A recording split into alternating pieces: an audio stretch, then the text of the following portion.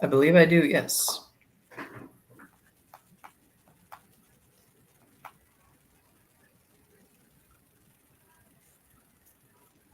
So you said 2nd District, right? Second Essex District, yep.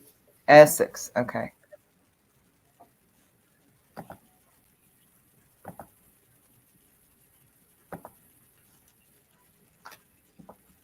I'm really, okay, wait, we got a comment over here. Here he is. Okay, he said that he'll be back. He's going to debug. So, guys, if you could just share for a couple more minutes and then we'll come back in. Maybe Joe will be back in by then. If not, I'll do my best. I'm sure Joe will be back long before we're finished, Kyle. So and I know he prepared. I was like called in last second. So, but we'll go through this. Sounds good. I'm just sharing the link right now. Okay, so we've got people sharing.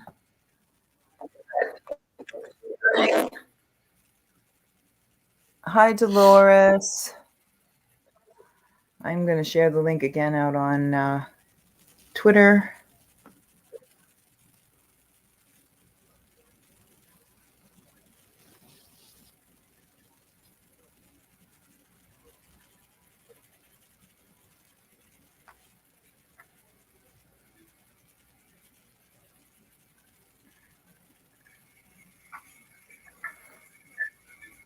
Okay.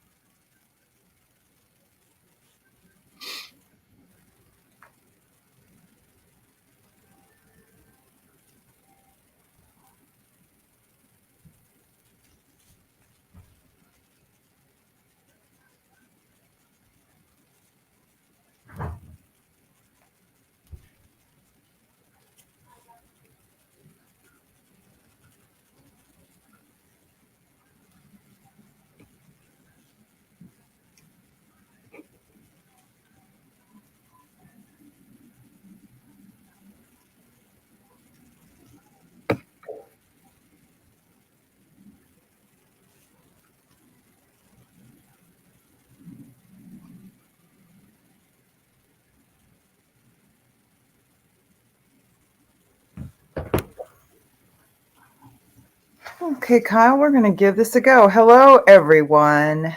Welcome to In Depth. Joe is debugging something on his computer. So at the last second I jumped in here, we're going to talk with Kyle Davis. He's running for the 2nd Essex District in Massachusetts. He's running as a Democrat. He is running against an incumbent of 12 years who is also a Democrat. So this is interesting, folks. We've got a Democrat running against a Democrat, and they haven't not let him on the ballot, which is great, right? So I do not know a lot about your campaign, but I do understand from what Joe's got here that you are a single payer supporter. And so we're going to go through that.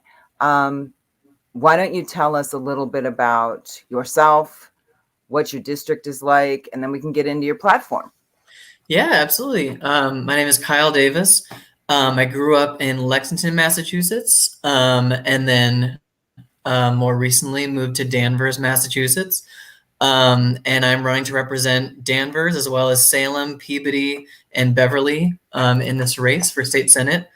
Like you said, I'm a huge supporter of Medicare for all, single payer healthcare. It's a huge shame that 200,000 Massachusetts residents don't have healthcare. So this summer, I spent a lot of time with a lot of activists marching for Medicare for all, pressuring our local politicians to support it. We got a few co-sponsors. We didn't get as many we wanted.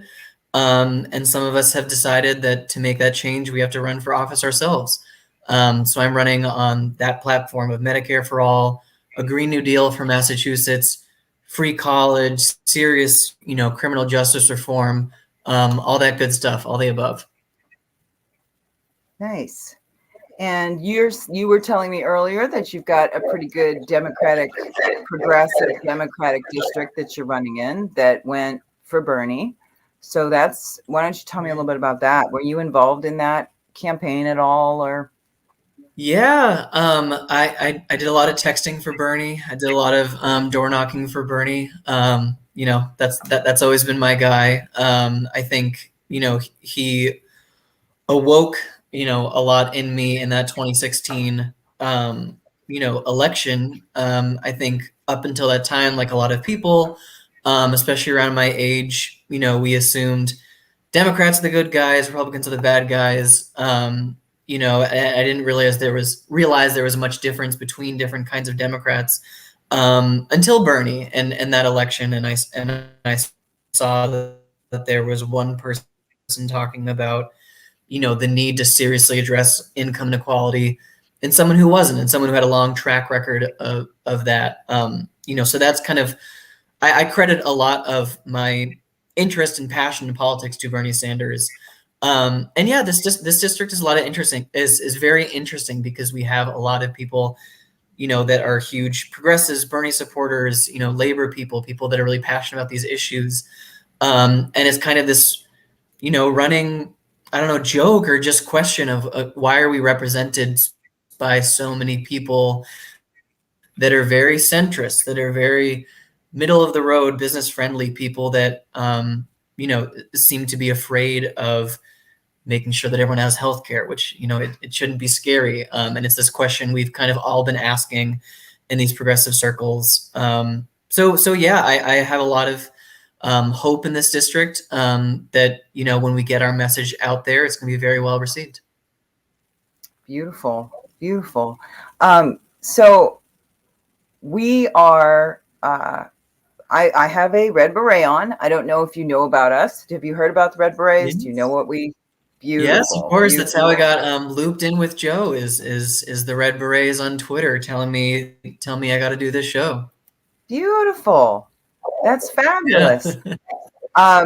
So Laura Fielding is the executive director of the Red Berets, founder and creator extraordinaire, and she just kicked off. Oh, beautiful, Joe! I'm so glad you're back. Thank you very much, folks. I'm happy to be back. Yeah, and you've maybe I won't be so. I'm a little nervous here because I didn't prep for this, Joe. So all we've done is gone through what his district's sort of like, what his incumbent, how long they've been in. He's told us a little bit about where he's from, how he supported Bernie. We talked a little bit about the Red Berets, and he said that that's how he got hooked up with you. And that's kind of where we're at. Okay. Well, thank you for giving me a summary. You're welcome. Kyle, I visited your site, and you are very strong for Medicare for all. I can see that from 100%. Right. Thank you. The site's doing its job. Okay, so question. Are you also very strong for state single payer? Yes, absolutely. I believe that Massachusetts, and it is the case that we've led the way on so many issues in the past, whether it's been gay marriage, weed decriminalization, good public schools, all of these things. And we need to lead the way on healthcare as well. In a place where we have a Democratic supermajority, there's no excuse for 200,000 people to be uninsured. There's no excuse for that at all. So I think that what we need to do is become a model for the country like we have on all these other issues and pass single payer statewide and hope that other states follow. Okay. Have you checked on the economics of single payer? Yes, and I know that on both a national level and on a state level, it's actually a lot cheaper to do single payer, which surprised a lot of people because obviously, we all know the propaganda around healthcare that there is, but it's going to be a lot more affordable for the people that are living here because we're cutting out the middleman of private insurance companies. So rather than, giving all of our money to this company and this system that does nothing to actually, for the betterment of care and is actually just, a money sucker, that money's going to go directly to care. So no co-pays, no deductibles. We've all heard the Bernie spiel on it, but it's the same at the state level as well. We're going to start putting that money into actual care.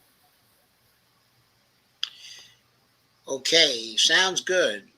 Have you read any studies of the economics of single payer for Massachusetts? Yes, I have. I'm trying to think off the top of my head a specific one, if I can remember one.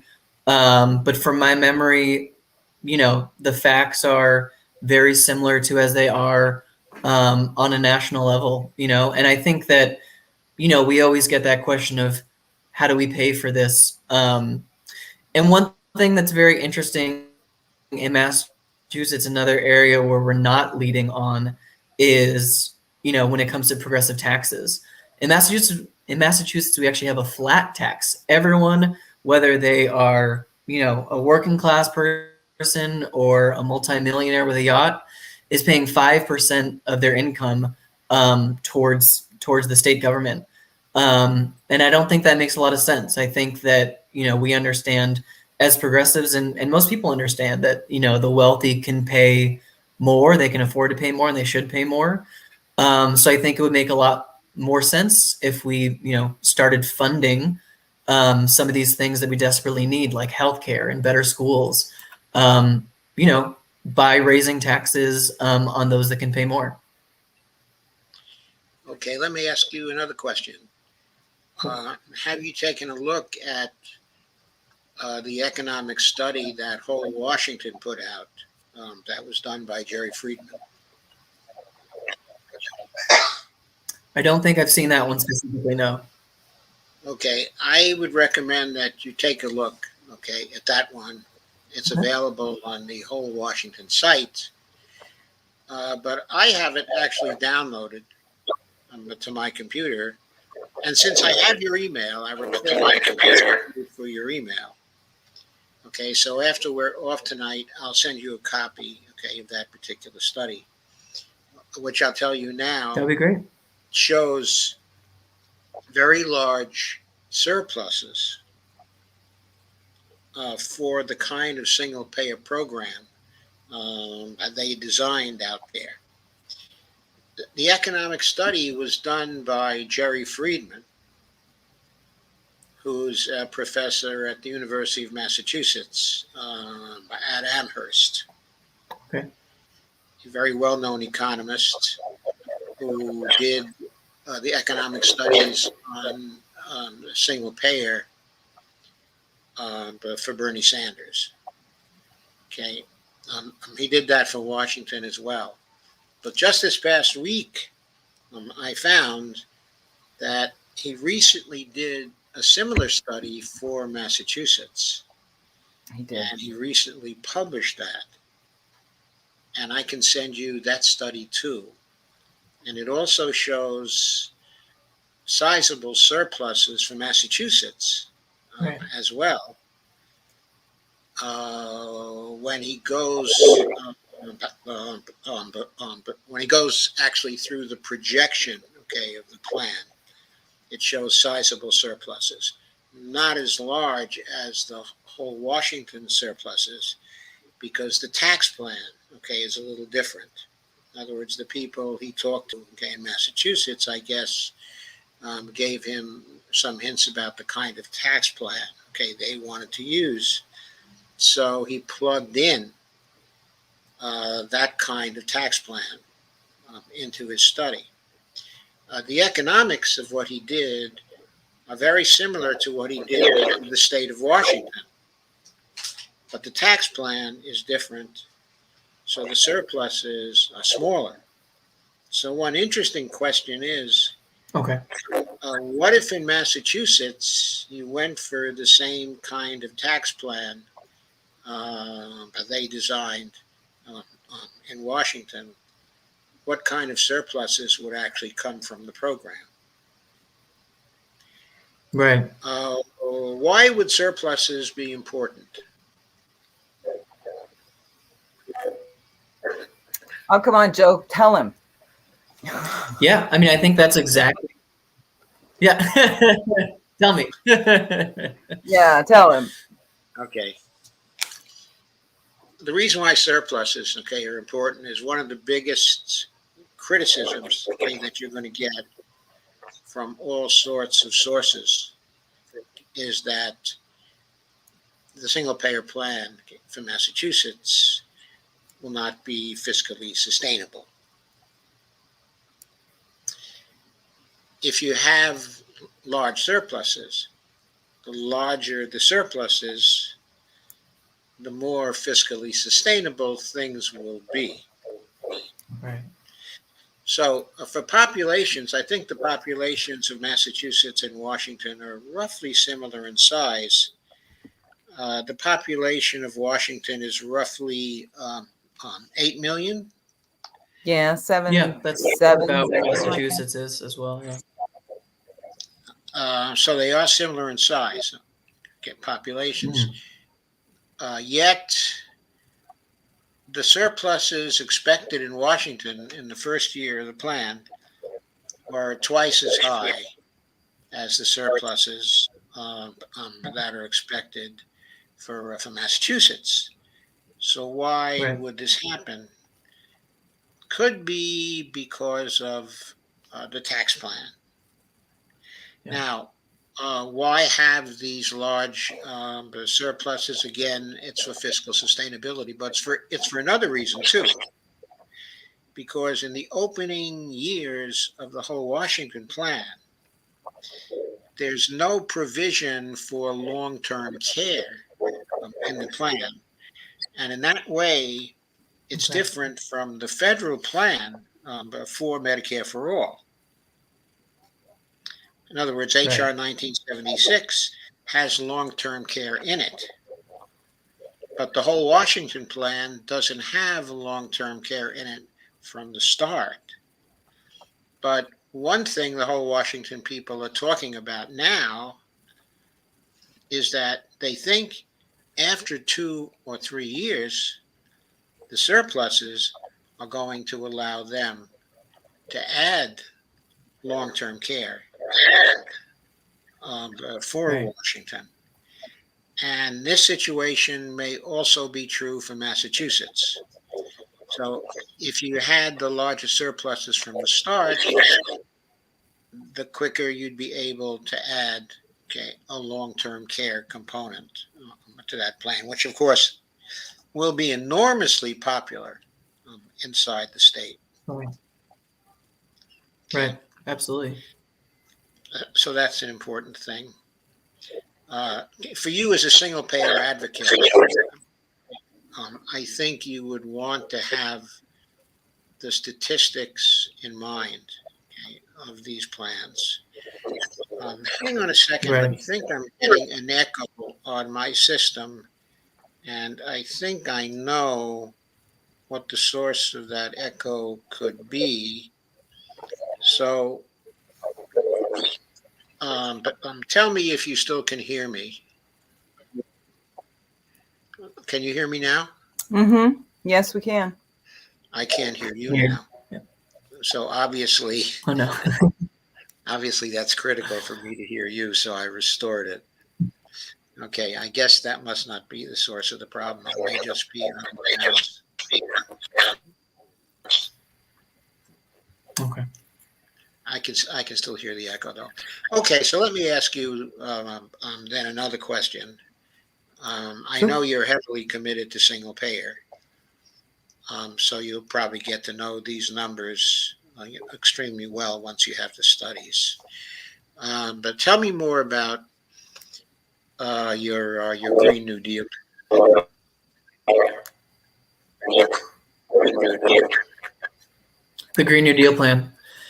Yeah, I think, one of the kind of central, themes of, this campaign as we built it so far is bringing these, platform issues that have, grown to such enormous popularity at a national level to the state of Massachusetts. So like we started a single payer Medicare for all plan. There's no reason we can't do that in Massachusetts. And I see the same thing environmentally. There's no reason why we can't say in Massachusetts, if you need a job and you're willing to work with us in our transition into green energy and all of the work that comes with decarbonizing houses and buildings and retrofitting them to make them more energy efficient, we have a job for you. We're going to do not a federal job guarantee, a state jobs guarantee, in the same way that they've talked about on a federal level. And there's no reason we can't do that in Massachusetts. And when I started talking about this issue, I never knew that it would come to be so local. And what I mean by that is right here in the district is a town, Peabody, where they decided to start building a power plant, which is set to emit 50,000 tons of carbon into the atmosphere every year. So we didn't expect something like this to be happening right in our backyard. So we've been doing a lot of activism on that very specific, very local issue right here in our backyard. So I think that the first step is kind of bare minimum things like that. In the year of 2021, we need to not be starting these projects.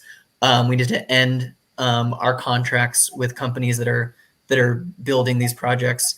And then we need to go further, and we need to say, not only do we need new regulations, not only do we need to stop allowing for these new dirty projects, but we need to go back and look at what we've already done, the systems that are already in place that are polluting and ruining our air and our water, and the planet around us. And we need to put people to work on that project.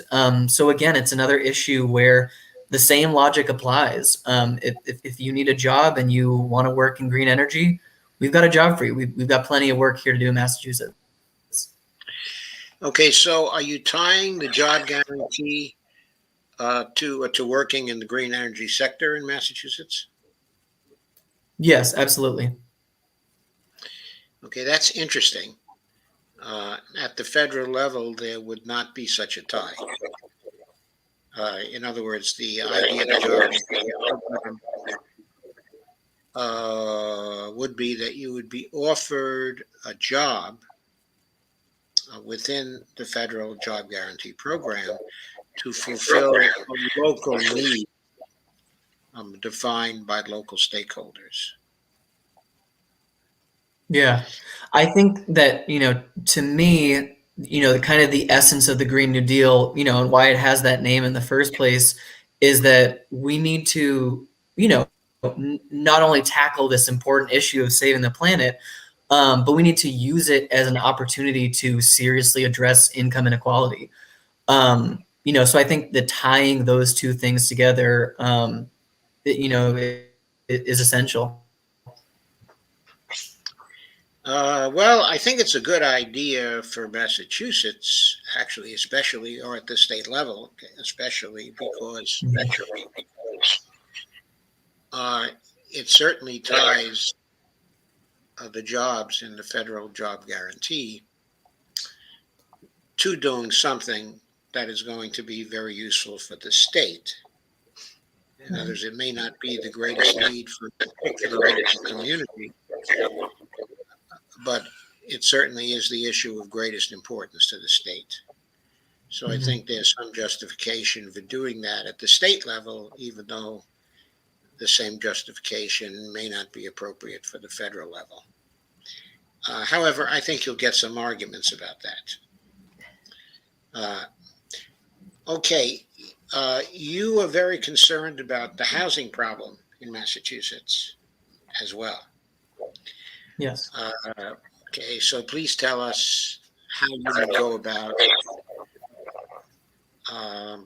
solving the housing problem in Massachusetts. How bad is Yeah. it? It is bad. Anyone, that's been to Boston in particular and walked around knows that we have a serious problem with homelessness. I remember going to work with my mom who worked in Cambridge, and she had her friends that she knew along the way they were homeless, that they knew what sandwich she was going to get them that day, and she'd see them every day. um and it's a very serious problem. And it goes beyond homelessness too, because we have so many people that are paying more than half of their income towards housing. And I actually see this issue as interconnected, as so many other issues are, with this climate justice platform as well. Because when we make the move towards green energy, a huge part of that is green housing. And we have another opportunity through that to say, that this can be public housing. If we're going to build housing units to be green, we also have then that opportunity to say, we're not going to hand these houses over to, big landlords and big real estate. At the end of the project, these are going to be houses for the people. And I think, we can look at very successful housing programs throughout history, including in Venice, where they were able to charge the residents the cost of the housing itself. So rather than allowing, big landlords and big real estate, like I said, to come in and buy these houses and artificially inflate the cost of housing, we can provide that housing as a human right. Okay, so of course I love that. Have you done any calculations about what it might cost? Yeah. Well, the beautiful thing is, like I alluded to in the Venice example, is that it's a program that pays for itself. When you say that, a particular housing unit costs this much, you say to the people that are living there, we're going to charge you the cost of the building of this and the maintaining of it. So that's a really easy way to make the program, very self-sufficient. Could you expand on that, okay, a little more?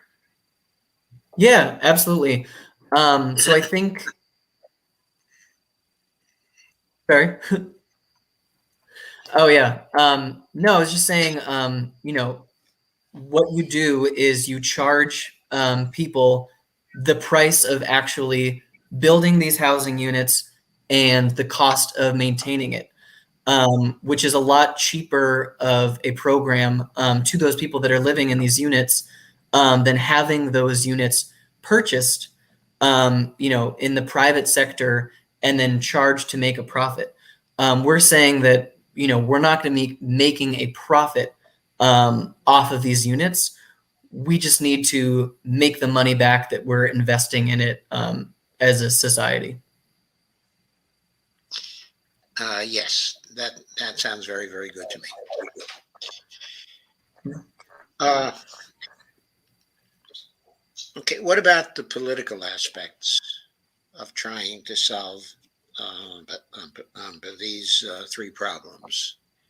Only those three problems. I noticed your platform is extremely comprehensive, and we can and will get into some of the other issues, okay, as well.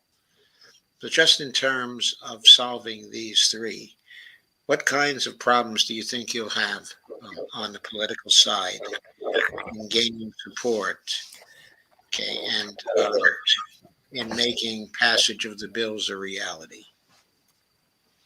Yeah. I mean, I think, we have the benefit of these programs and these policies being enormously popular, especially in Massachusetts, especially in this district. We're running this campaign in a district where there will very likely not be a Republican opposition. When you look at exit polls of people that voted in this district, first of all, in Salem, as I was telling Lisa earlier, it's a very pro Bernie city. So we have that advantage. But even on the issues, when you asked people in the 2020 election, do you support Medicare for all? Do you support free college, Green New Deal, all of these different issues? People want these programs. I think that the disconnect is that in the cities other than Salem, I think and we saw this across the country as well, is that we had people that are saying, I support Medicare for all, but I'm voting for Joe Biden because that's a more realistic option, and so on. So I think that our biggest challenge in this election, and when we're talking to voters and we're going door to door, is that we're going to say, we know that you're with us. We know that you agree on these issues, but we need to convince you that they're possible and that all we need to have is the moral courage to accomplish them.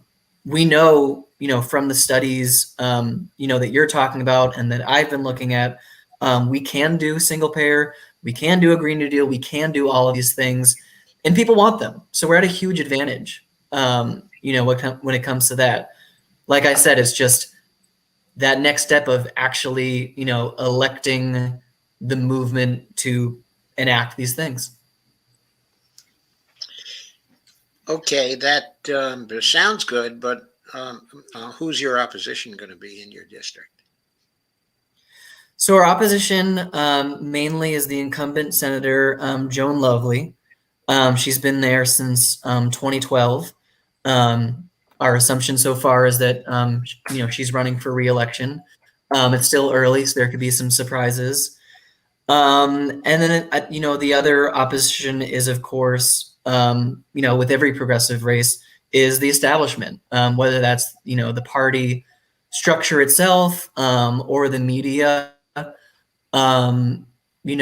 We're ready for all the typical questions that a progressive gets. How are you going to pay for these things? Are they really realistic? And all those things. I'm happy that we have the people on our side. And that kind of gives me the confidence to go forward and know that, there's going to be writers at the Boston Globe that aren't going to like our big ideas or think that, they're too bold and not possible. And probably have a very good relationship with Joan Lovely, because she's developed those relationships, throughout her career. But we have the people. You have the people if you can get your message out to them. Yes. So the question becomes then, what are your plans for getting the message out to them? Yeah. Well, we just launched. We had our campaign launch on October 30th.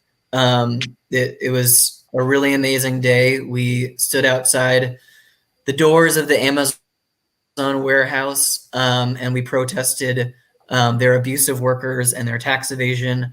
And we had very good turnout, despite the pouring rain. Happy with that. And then the plan has been ever since that launch date is to do all the typical things that a campaign does. So we're going to start door knocking. We're going to start sending texts. We're going to start holding events, all the above. And we're going to rely on grassroots donations to get it done. So we're already seeing this flood through progressive Twitter world and other kind of left-wing spaces that I've been in for the past few years of $10, $20 donations, which is really, really exciting to see. And we're going to turn around and we're going to take that money and we're going to put money on Facebook and Instagram ads to boost our very first campaign video, which came out about a week ago. We're already using that money to create flyers, which we're going to distribute to every single door in the district.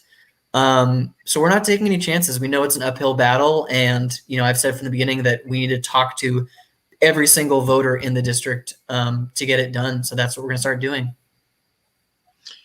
Have you got a ground organization now?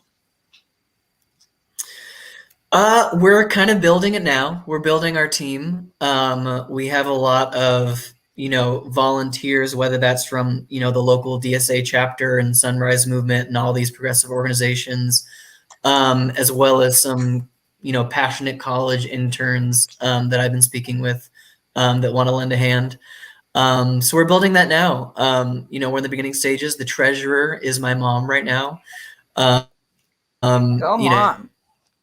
I'm the campaign manager. Yeah, go mom. My office is right now the laundry room. If you can see behind me, we got a washer and a dryer back there. So we're kind of in our humble beginning stage, as you can see. Good though. Okay. It's only going to grow from here. Have you any questions, Lisa?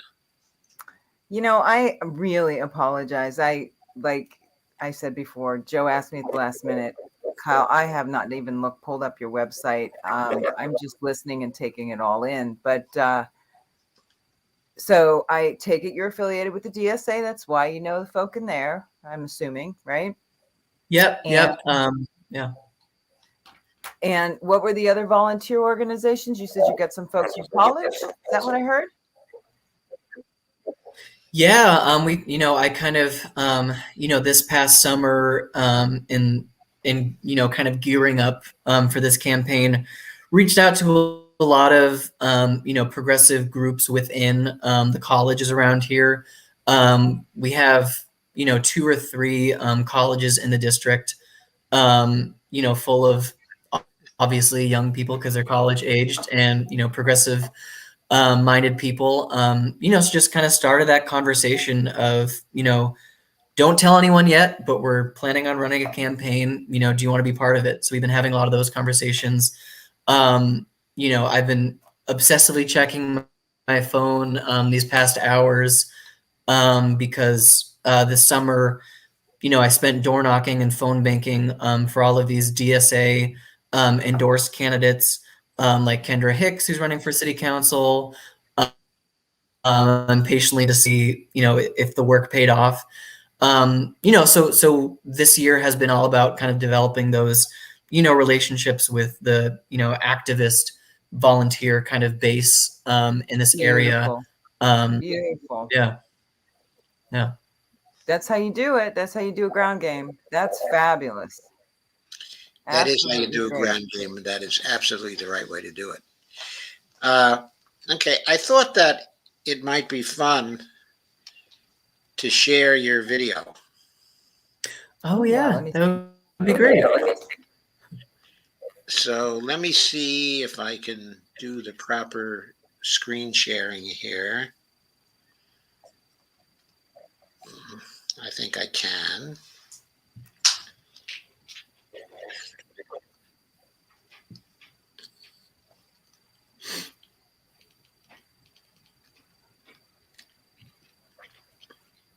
So there's the site, and here's the video. My name is Kyle Davis, and I'm running for state senate.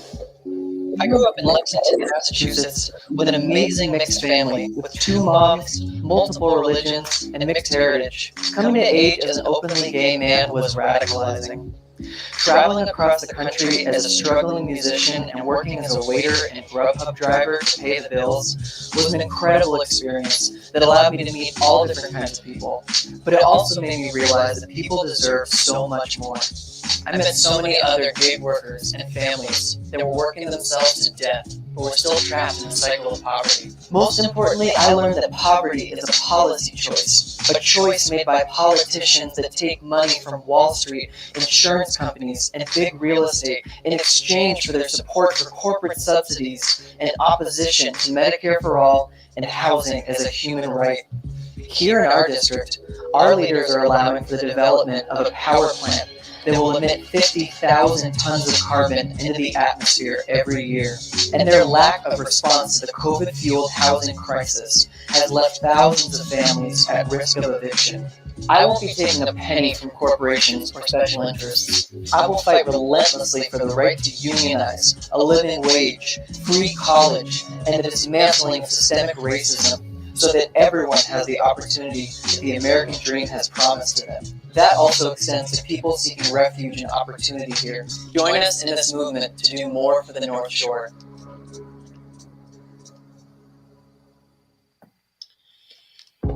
Oops. Sorry.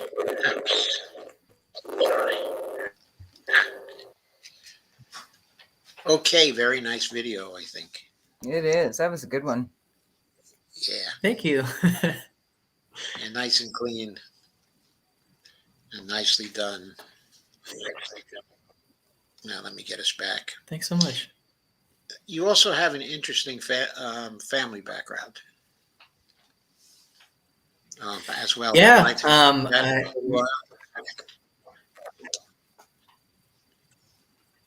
Oh, I'm sorry, you cut out a little bit there. What was the last thing you said? Would you like to tell us about your family background? Yeah. I have a really amazing mixed family. Through different kinds of marriages and everything, I ended up with, an amazing half brother, full brother, and then my mom remarried to her wife Sharon, who has two daughters that I consider my sisters, and we live here in Danvers. So it was really cool, kind of growing up with this very mixed family. My step family is Jewish. We were never very religious, and then also, in my background with grandparents. I'm just kind of one big melting pot. In our ancestry, we have Mexican, French, Dutch, Native American. My mom's mother was born in Curacao. So so we just have all these kind of amazing, cultures and backgrounds. And I love it. Very relatable. That's a good thing. That's Yeah, awesome. I noticed also that you and I had something in common on your grandfather's side. He was a Holocaust survivor. Oh, wow. His two sisters passed away, in the Holocaust. Yes. Yeah, that's what we have in common. A good part of my family was also destroyed in the Holocaust. The part of my family that was over here but came over in the early years. My grandfather on my father's side came over in 1905. He fought in the Russo-Japanese War. Then when he got back home to Poland, because Poland was his home, they left for the United States then. And my mother's family came over here in 1912, I believe. Anyway, something like that. He was trying to avoid, that is my grandfather, my mother's side, was trying to avoid the Austrian army, the Kaiser's army. So he basically ran away from home and he hitched a ride on a steamer and came over to the United States that way. Wow. So my grandmother did not hear from him for 2 years, and then suddenly he sent for her. All their children were born here in the United States, and that was the case for my other grandfather as well. So, but of course, there were a lot of the two families, both on my father and my mother's side, that were left over in Europe because they were very large families. And so a lot of them died in the Holocaust. And when I was a boy, we had a steady stream of those who survived the Holocaust but were in the concentration camps. And when they came to the United States, after they got out, Ellis Island, their first stop was our apartment in New York, where they stayed until they could get settled. And so I kind of heard about their experiences as they were going through. And that had a lot to do with the development of my own thinking as I was growing up. So anyway, we do have something in common in relation to that. Okay, I noticed that another important thing. Yeah, wow, that's.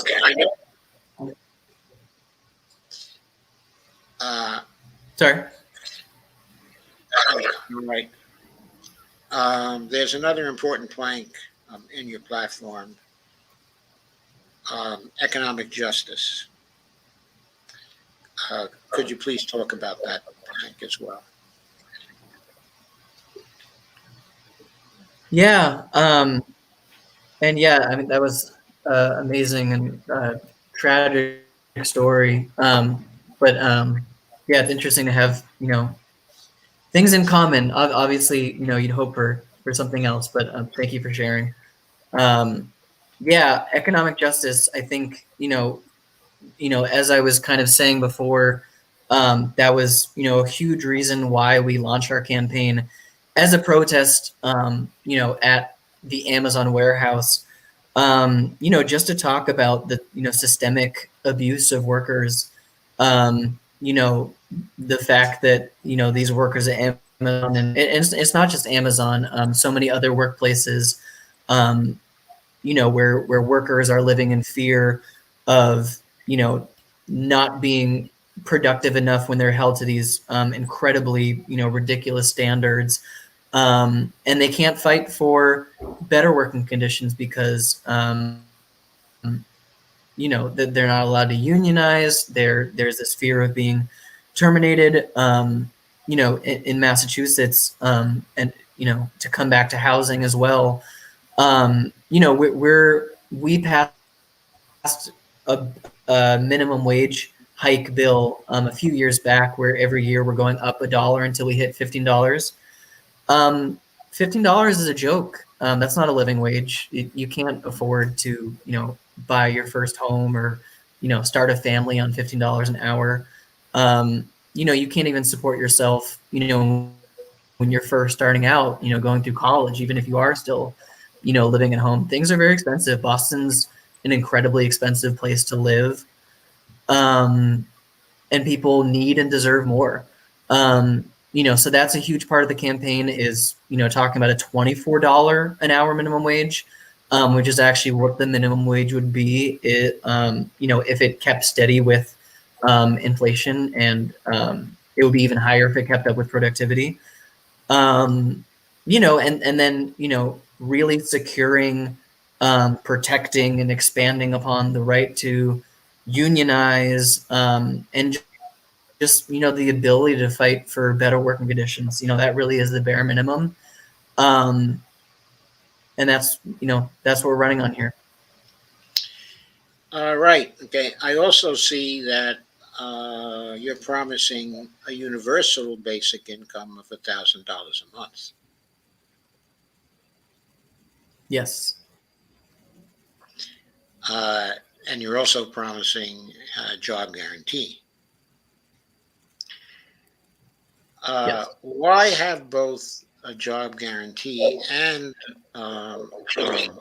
so have a basic income that's a universal basic income.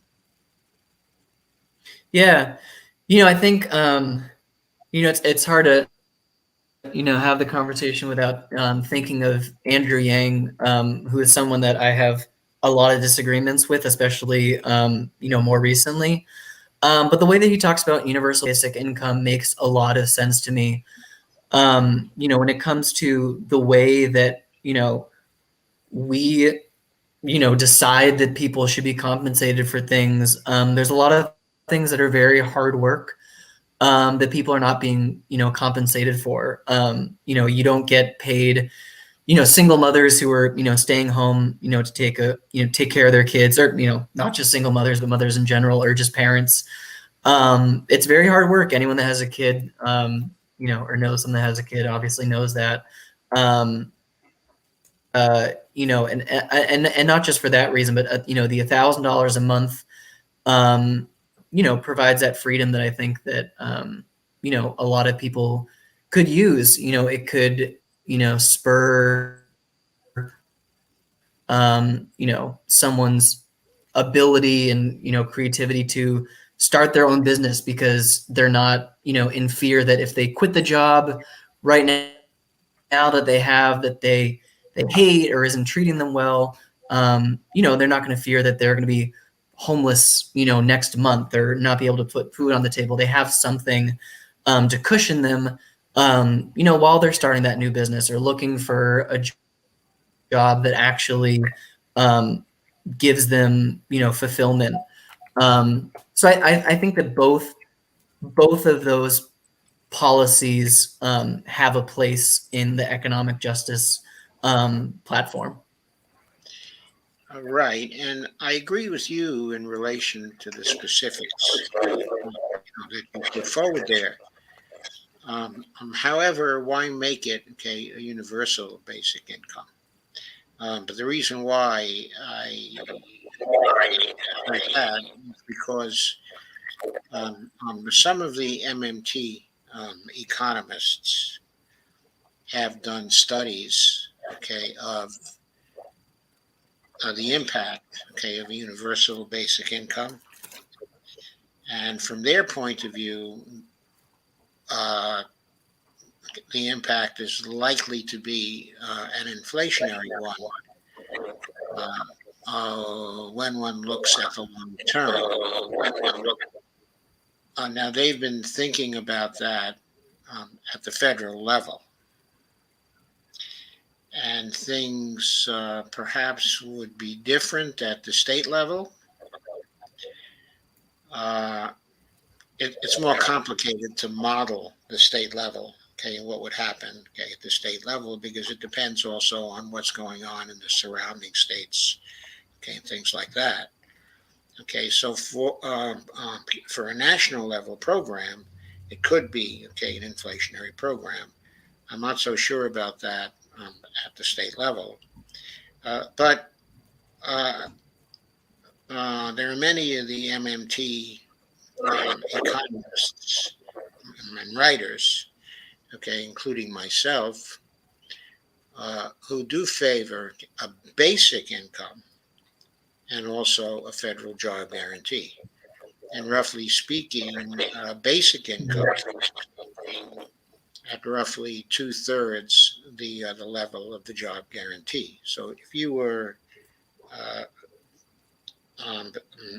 successful at passing the job guarantee at $24 an hour, okay, in Massachusetts, then following this kind of proposal, the basic income for people would be at $16 an hour, as opposed to $24 an hour, where 1,000 a month is something like what? Okay, is it $8 an hour or $10 an hour, something like that? So the point is, when you make it, okay, a universal, um,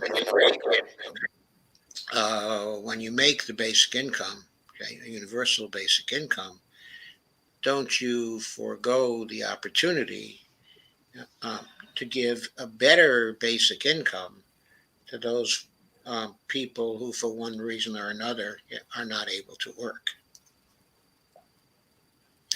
Yeah, I mean, I have a lot of thoughts about that.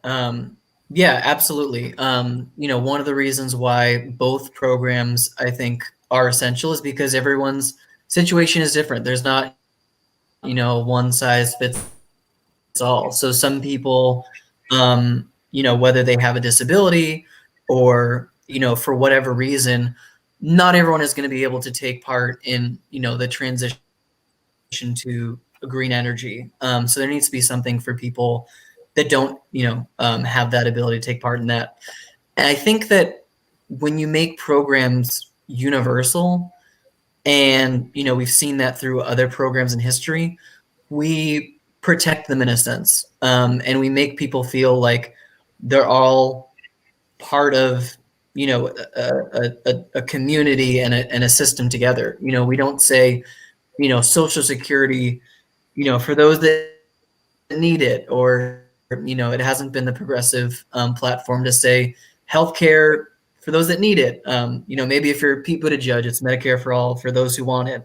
But I think that when you make things universal, you strengthen them, and you make them less vulnerable from the attacks of conservatives and centrists who want to say,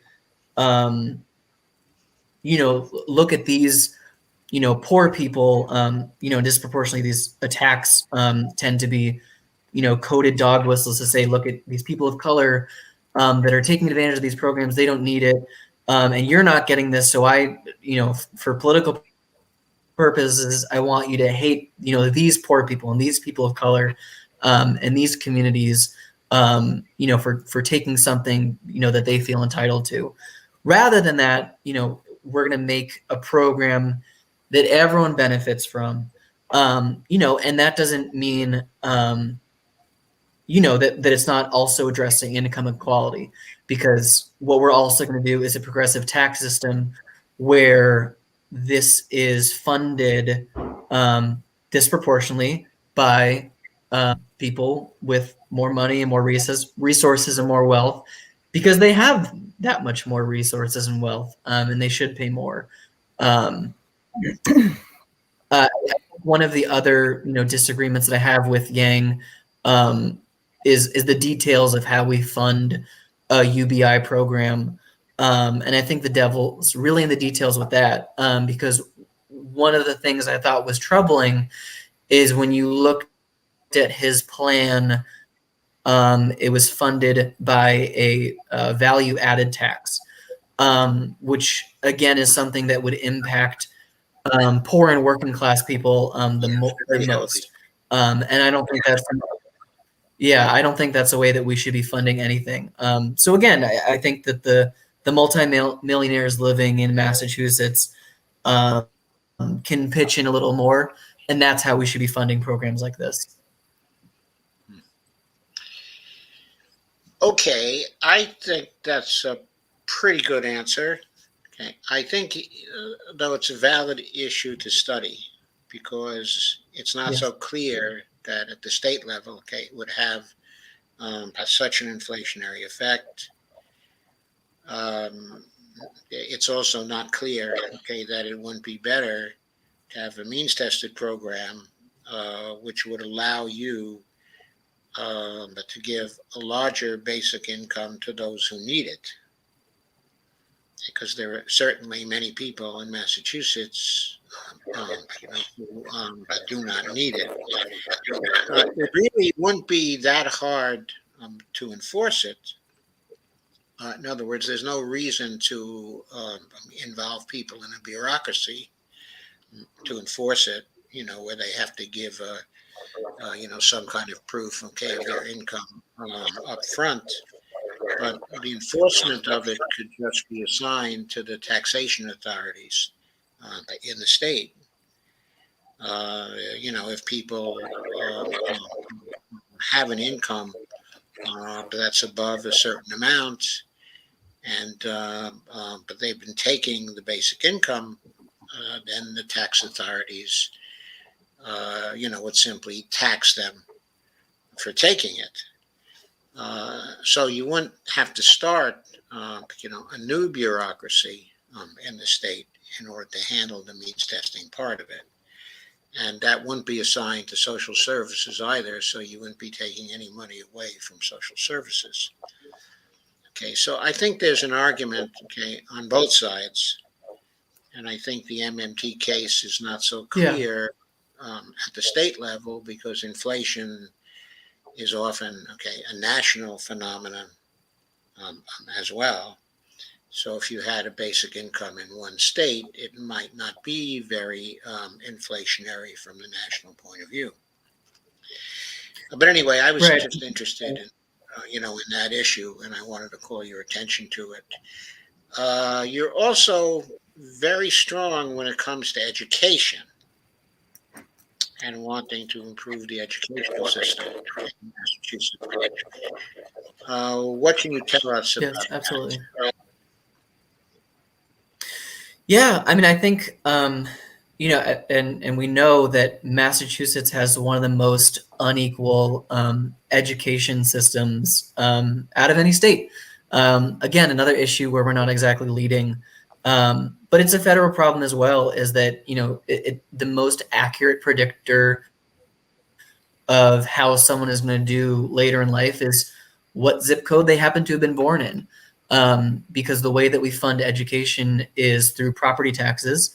So in Massachusetts, if you happen to have been born in Martha's Vineyard or another place that has a lot of money, like I grew up in Lexington, property value is very high. It's a very wealthy town. So I got one of the most, amazing public educations that you can possibly get. And every day at 5 a.m., my friends who were disproportionately people of color had to get on a bus to come in from Dorchester and Roxbury in an amazing program called MetCode that allowed them to get the same education that I got. But the fundamental problem is that the education that they would have gotten if they did not get on a bus at 5 a.m. to come over to a very white, rich town, they would get a very terrible education comparatively, in the cities that they actually lived in. And that's just, fundamentally unfair. So my plan would be to create equality of the school systems rather than funding the school systems from property taxes. We fund them the way that we fund most of everything else at a state level to make sure that every school, every zip code in Massachusetts, you can get a very good quality education.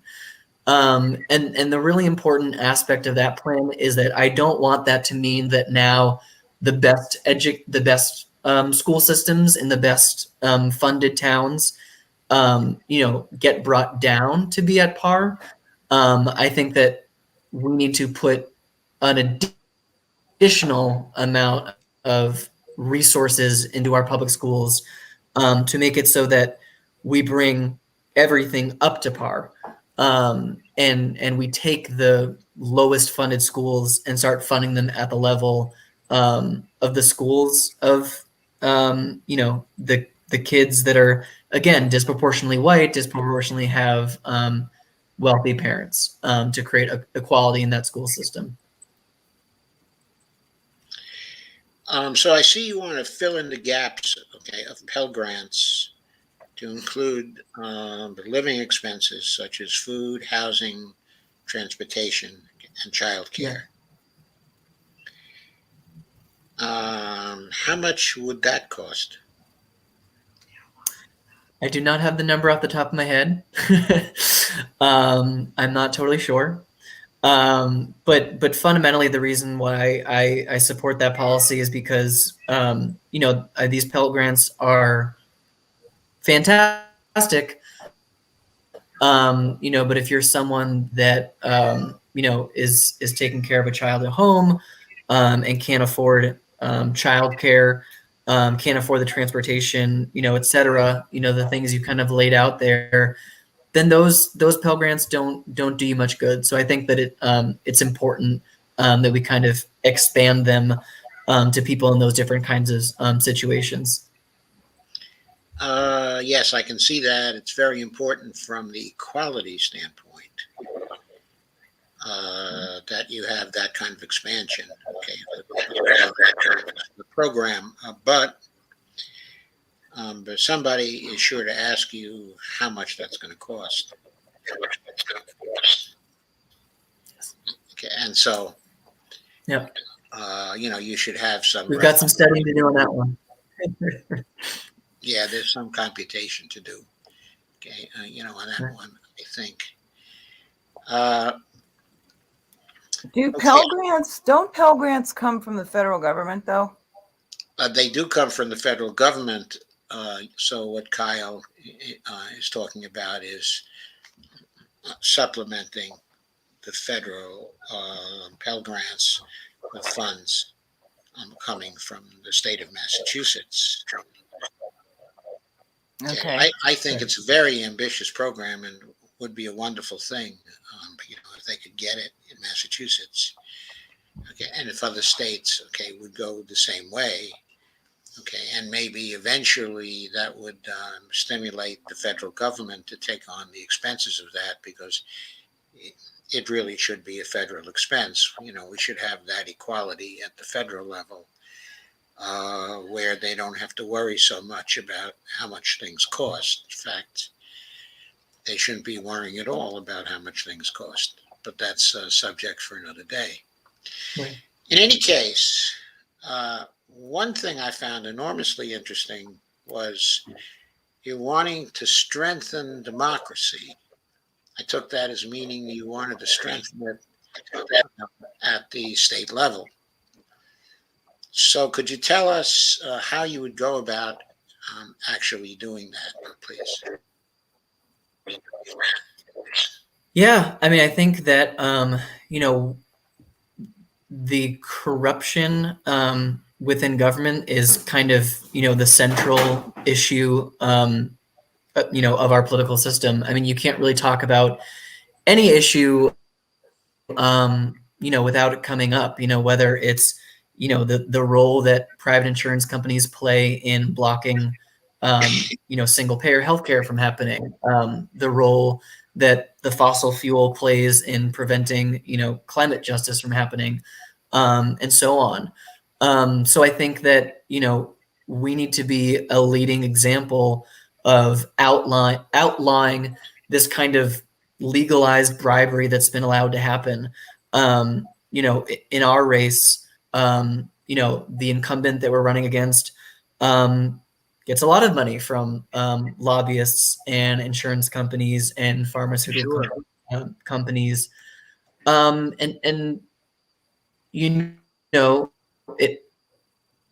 it's not illegal, but it absolutely should be. And I think another thing that would really strengthen democracy is putting third parties and fourth parties kind of on an equal playing field. I was telling Lisa kind of before you joined at the beginning that the decision for me to run as a Democrat was mostly a strategic one.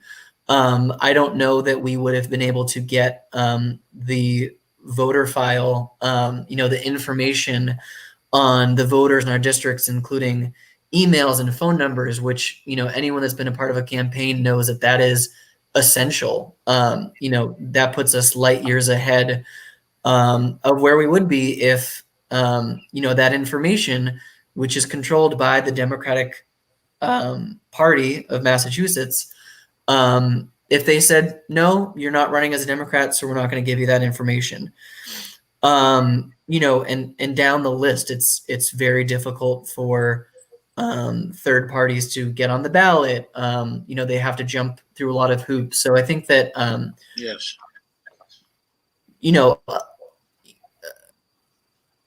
making that system more fair through a number of things, including ranked choice voting, is really essential.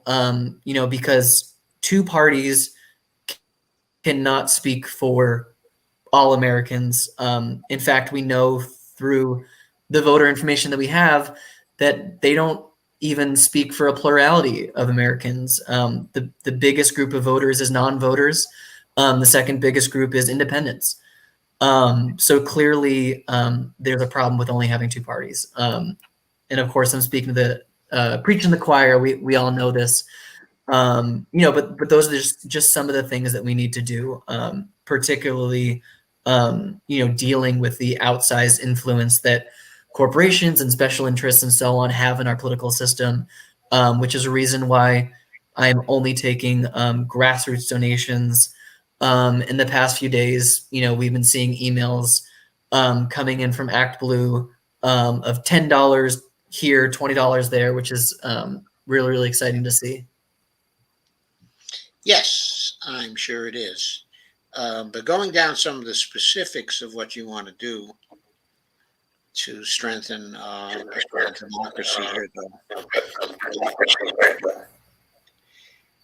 you want to ban corporate PACs in Massachusetts. Yes, absolutely. So let's say you succeeded in banning them, okay, in Massachusetts. How would you stop corporate PACs from outside of Massachusetts that were incorporated, okay, in other areas of the country from making contributions to Massachusetts candidates? Yeah, I mean, I think that there's a lot of things like that in our platform where we can say you can do whatever you want to do in the rest of the country, but we're not going to allow it in Massachusetts. So it's very similar to one of the policies we have, when it comes to ending our contracts with ICE.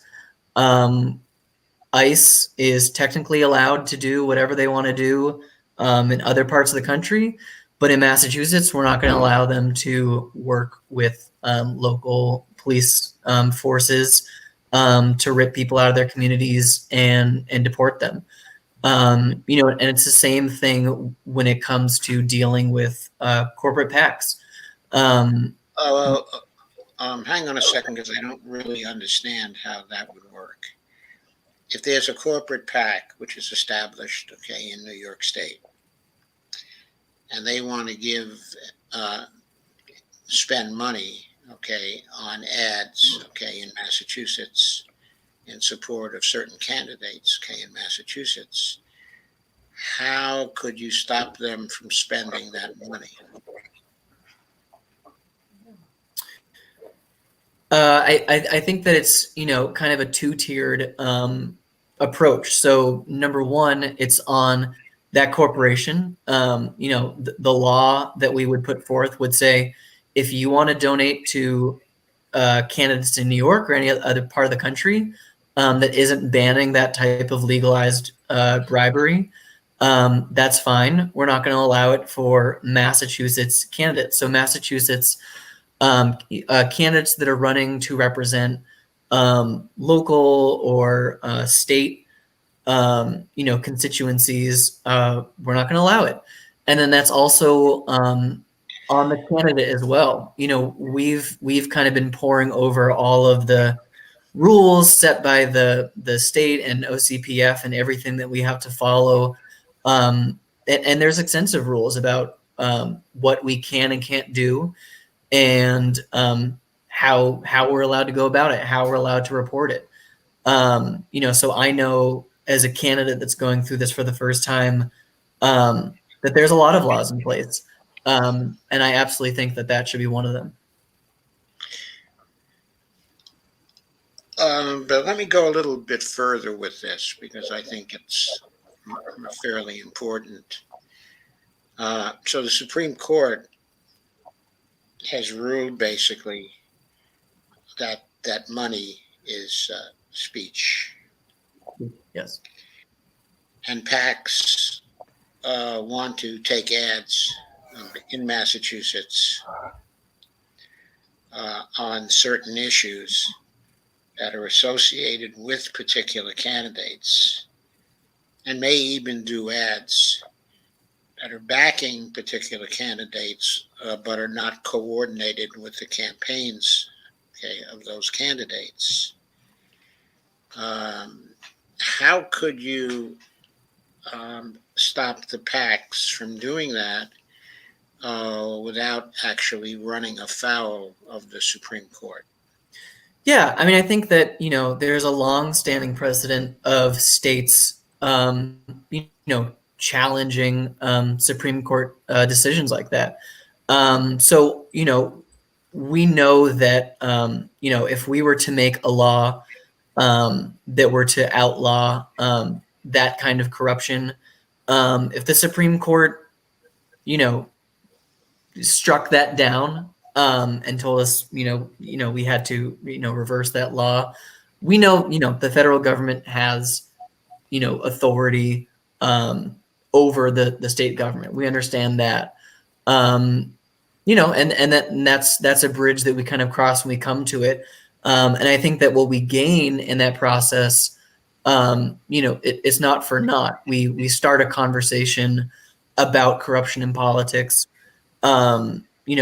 We hope to start, a kind of movement along with other states to make similar laws, and start that conversation on a national level.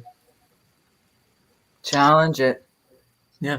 Right. So you know that such a law would not be sustained, and it probably wouldn't even get to the Supreme Court. In other words, you'd pass that law, and then some judge at some level would say, that's a violation, okay, of the decision by the Supreme Court in CU case. Some judge at some lower level would probably say that, so it wouldn't even get to the Supreme Court level.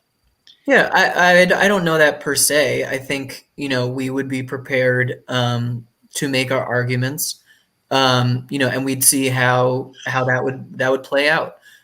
So best case scenario, we could end up with a decision of, okay, Massachusetts is saying that they want to do that. We're going to allow them to continue that, and we've seen precedent with that as well. Marijuana is not legal on a federal level. At any point, the federal government could say to these states that have been, one by one decriminalizing it or legalizing it, or even in the case of Oregon, decriminalizing all drugs. That is technically not allowed in this country. The federal government has said that these substances are controlled substances. Hard word to say, sorry. And that this kind of behavior is illegal. And yet it's happening. And these, these people that had formerly been incarcerated for these victimless crimes are able to get some piece of justice. So I think that, with everything, we state what our opinion is, we fight for justice, we make our arguments, and then we cross the bridges when we come to them. Okay, very good, I think. There was one thing I didn't see in there, though. Okay, and that was, and perhaps it's not really necessary, okay, in Massachusetts, so, I'm just going to ask you the question. Have you got any gerrymandering in Massachusetts?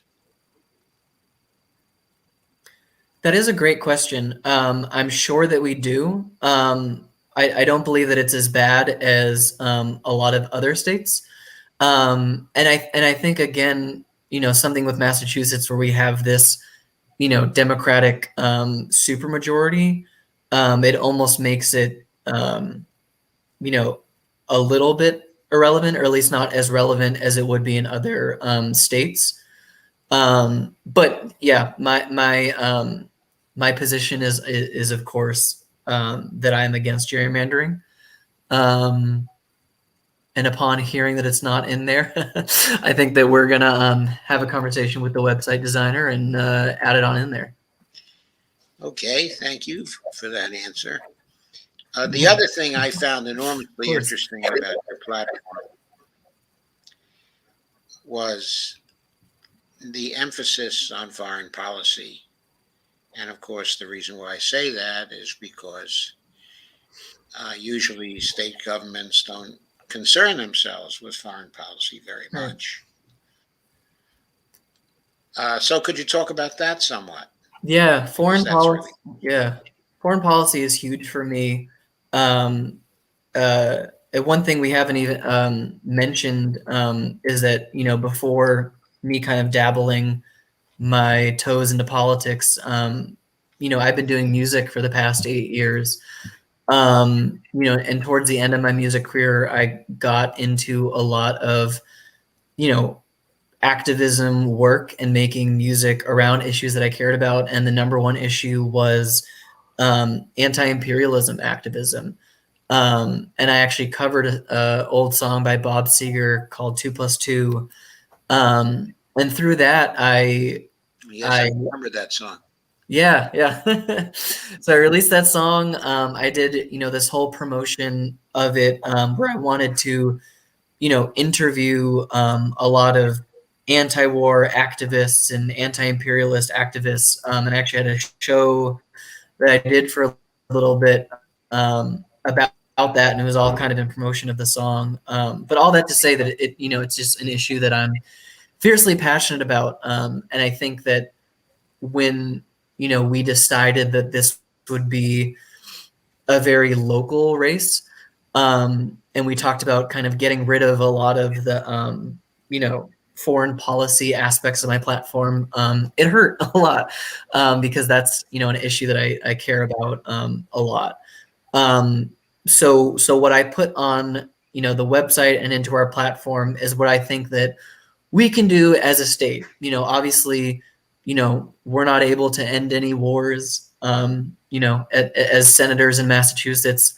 But we can petition the federal government, and we can make a whole hell of a lot of noise, and we can continue, you know, the anti-imperialism movement, you know, right here at home. So I'm prepared to do what little that we can do, you know, as a state and, you know, local government on that issue, because it's hugely important.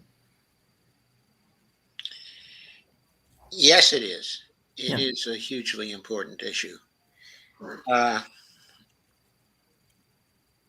Okay, looking at some of the specifics.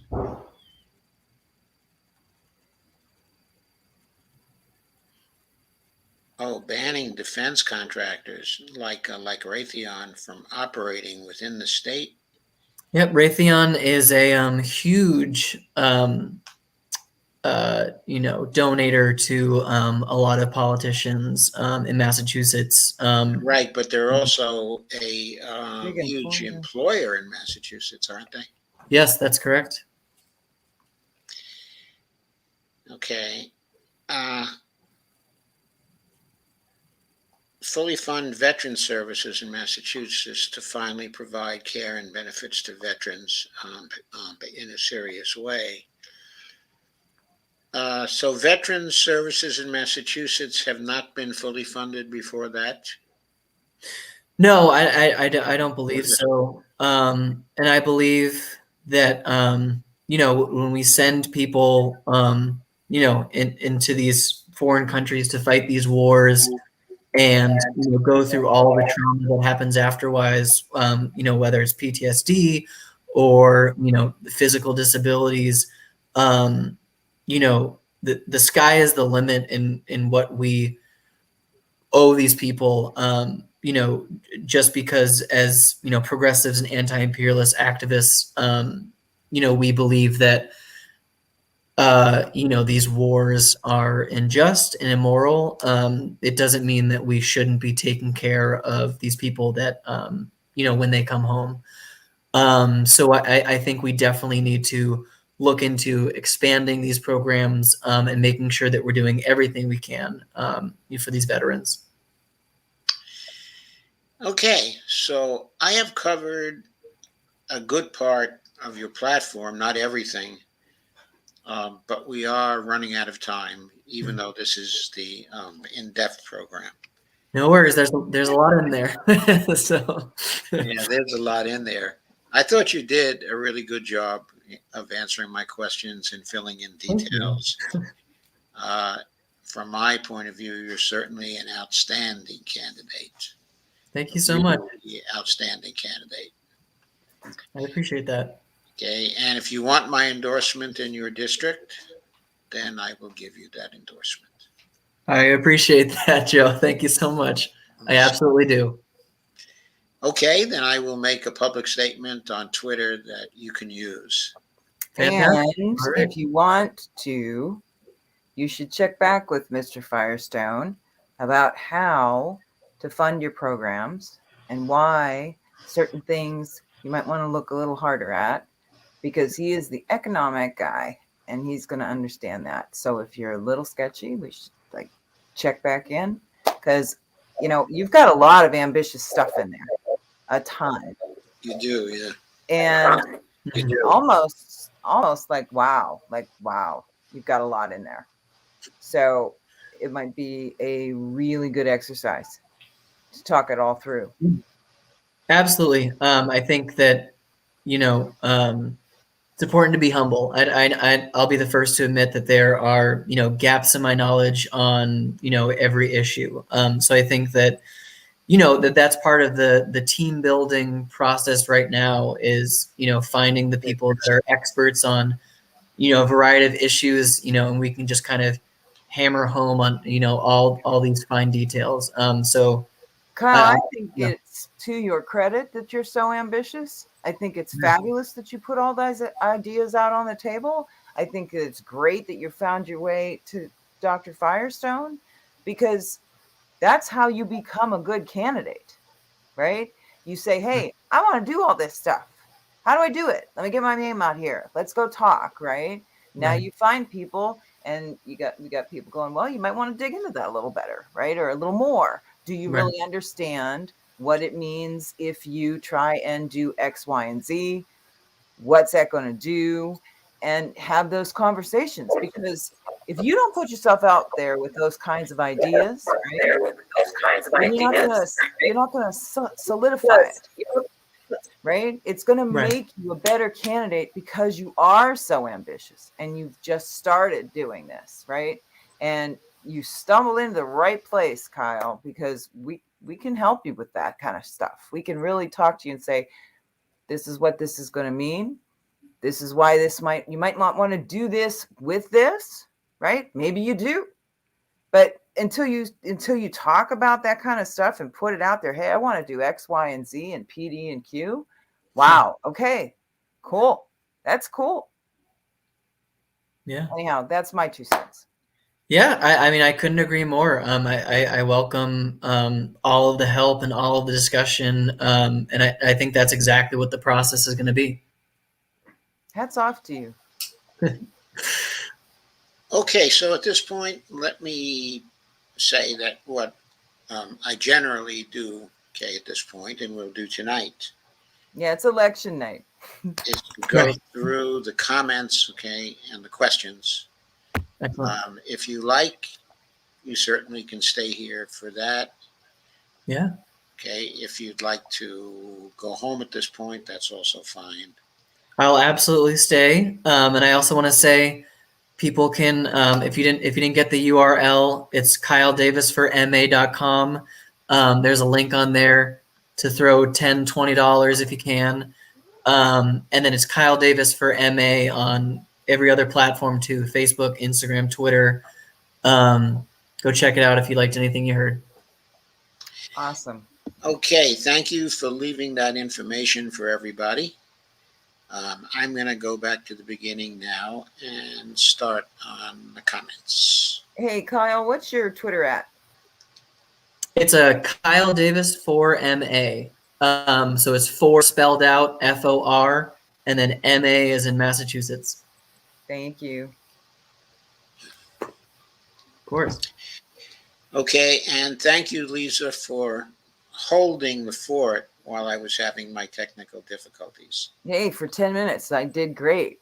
I'm sure you did. I'm sure you did great for 10 minutes because you Well, always do great. I was like, oh my gosh, I'm like, Kyle, what district are you running in? Tell me a little bit about your district. Tell me a little bit. I was like, I didn't even pull up your website because Joe just said, hey, you want to join like 15 minutes before I popped in here. So Yeah, I should have given you some advance warning. And actually, what I'm going to do from now on is I'm going to give you the weekly schedule on Sunday as I've got it all set up.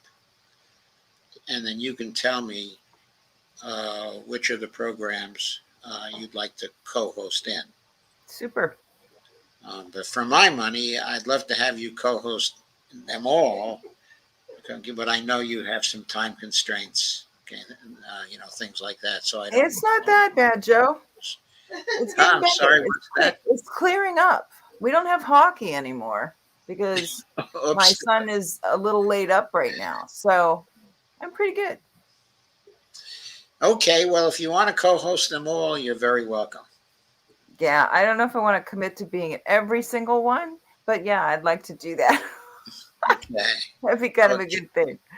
Okay, cool. Because I really need a co-host, and I need a co-host who's a policy wonk as well. Everybody, one of those days that's going to come back and bite me in the rear end. But sure. No, you're a pretty good policy wonk. I don't think it's going to come and bite you at all.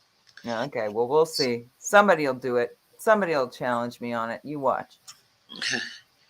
Okay, so hi everybody. Hi Dolores. Hi Sandy Degg. And I don't know if Kay is here. If you're here, Kay, hello to you as well. And we have Steve Gonzo. We'll go start. It says, once again, at Heartlands Media has been censored and we cannot go live or upload for a week. I thought they cleared that up today. They did it again. They did it to him again. Something, and they'd have absolutely no idea why. And then YouTube posted something about something going wrong. I don't know, but hopefully they'll get it cleared up. But yeah, a lot of people are helping them out, raising that awareness. So Lana says, hi, Lana. Hi, Carmen Muniz.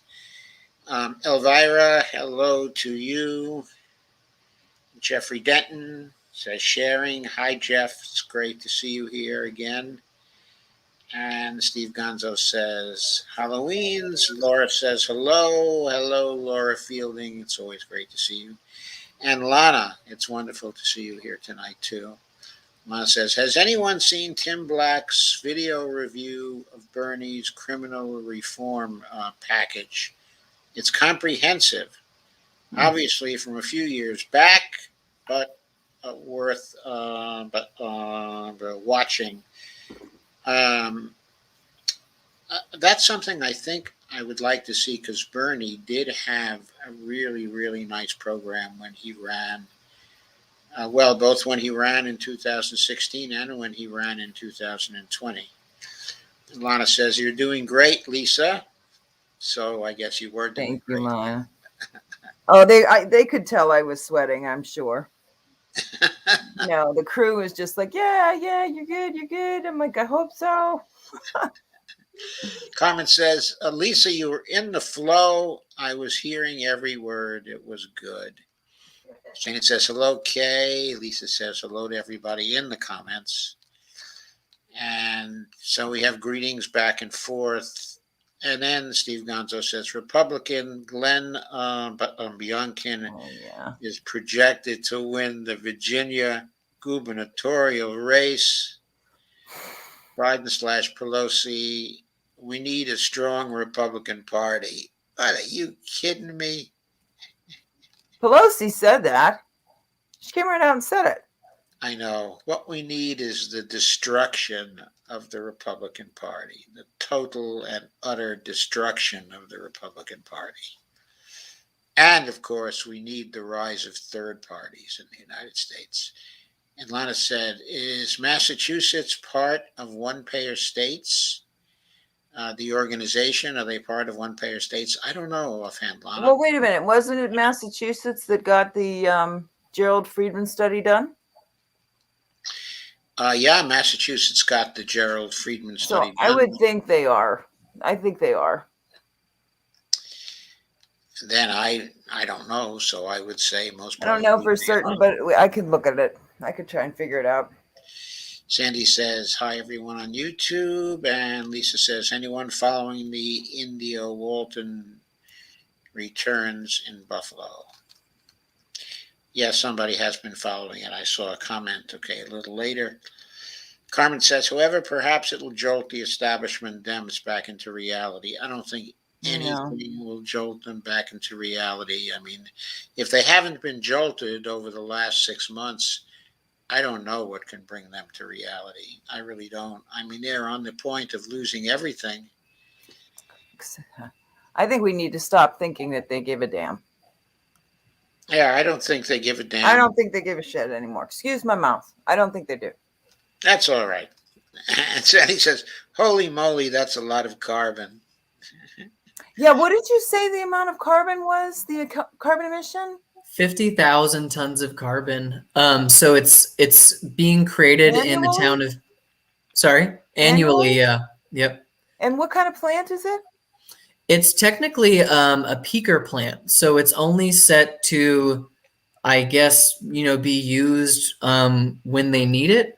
But it sounds like a lot. That's what the experts are predicting it's going to use, because it's not just to power Peabody. It's for, I think, 60 municipalities surrounding it. I could be off on that number, but it's going to be powering all of my district.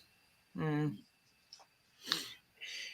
And so Carmen says, fantastic, Kyle, that you're presenting the hashtag FJG on the state level. Bravo. Okay, of course, it will now be just the JG at the state level. And I came in at about that time at 9:24. And Carmen says, hi, Huggable Hulk. I'm glad I made it. And Carmen says, I'm glad you were able to make it as well. Hi, Bonnie. And Hi. Carmen waves at you, honey. And Carmen says, garbled sound like bleeding in occasionally. Yeah, of course, I heard that all the way through, but I was never quite sure where it came from. But I think the sound got through anyway, though. Pretty good. And Shane says, hey, Joe, great job with commentary today. That refers to the fact that there was a Julian Assange protest, in New York, about 12 o'clock or so, or a little later than 12 o'clock to about 2 or 3. Oh, by the way, Joe, that was great. That was really great. That your commentary and that protest was fabulous. Yeah, I thought that was an excellent protest, too. Nice going, Shane. And everybody who participated. That was great. I was running around and I picked it up after the fact, but kudos. Yep. Okay, it went well. I learned about that I was going to do the commentary about 5 minutes before it started, Lisa. You know what? I found out later that he had asked me in the morning to do it, and I never saw it because from 7:05 until 8:30, I was on conference calls with the school, and then I had to get him up and get him showered and get him off to the surgeon. I never even saw that he asked if I would do it until just now. Well, just before I got on here. Okay, so question, what did the surgeon tell you? Everything looks okay. We'll find out again in 3 weeks, but so far so good. Okay, so it looks like there are no breaks. Oh no, there's breaks. It just doesn't, so far so good. There's nothing that they're saying definitely needs any surgery. So. Oh, that's great. That's great. Jane said, thanks for being available. BL says, hi, Dr. Joe. And I thank people. And Shane says, just got home now. That was at 9:32. So Shane had a long day. And thanks to Lana for providing Shane a hotel room in New York that he could use. That was vital for the success of this. And Sharif Snuggs comes in at Snuggs Life.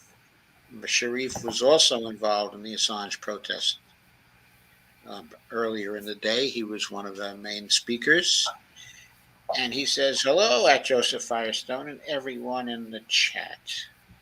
Thank you, Sharif. And Shane says, managed to vote for mayor today, though, by 15 minutes. I made it. Oh, good job. Carmen says, hi, Snuggs Life.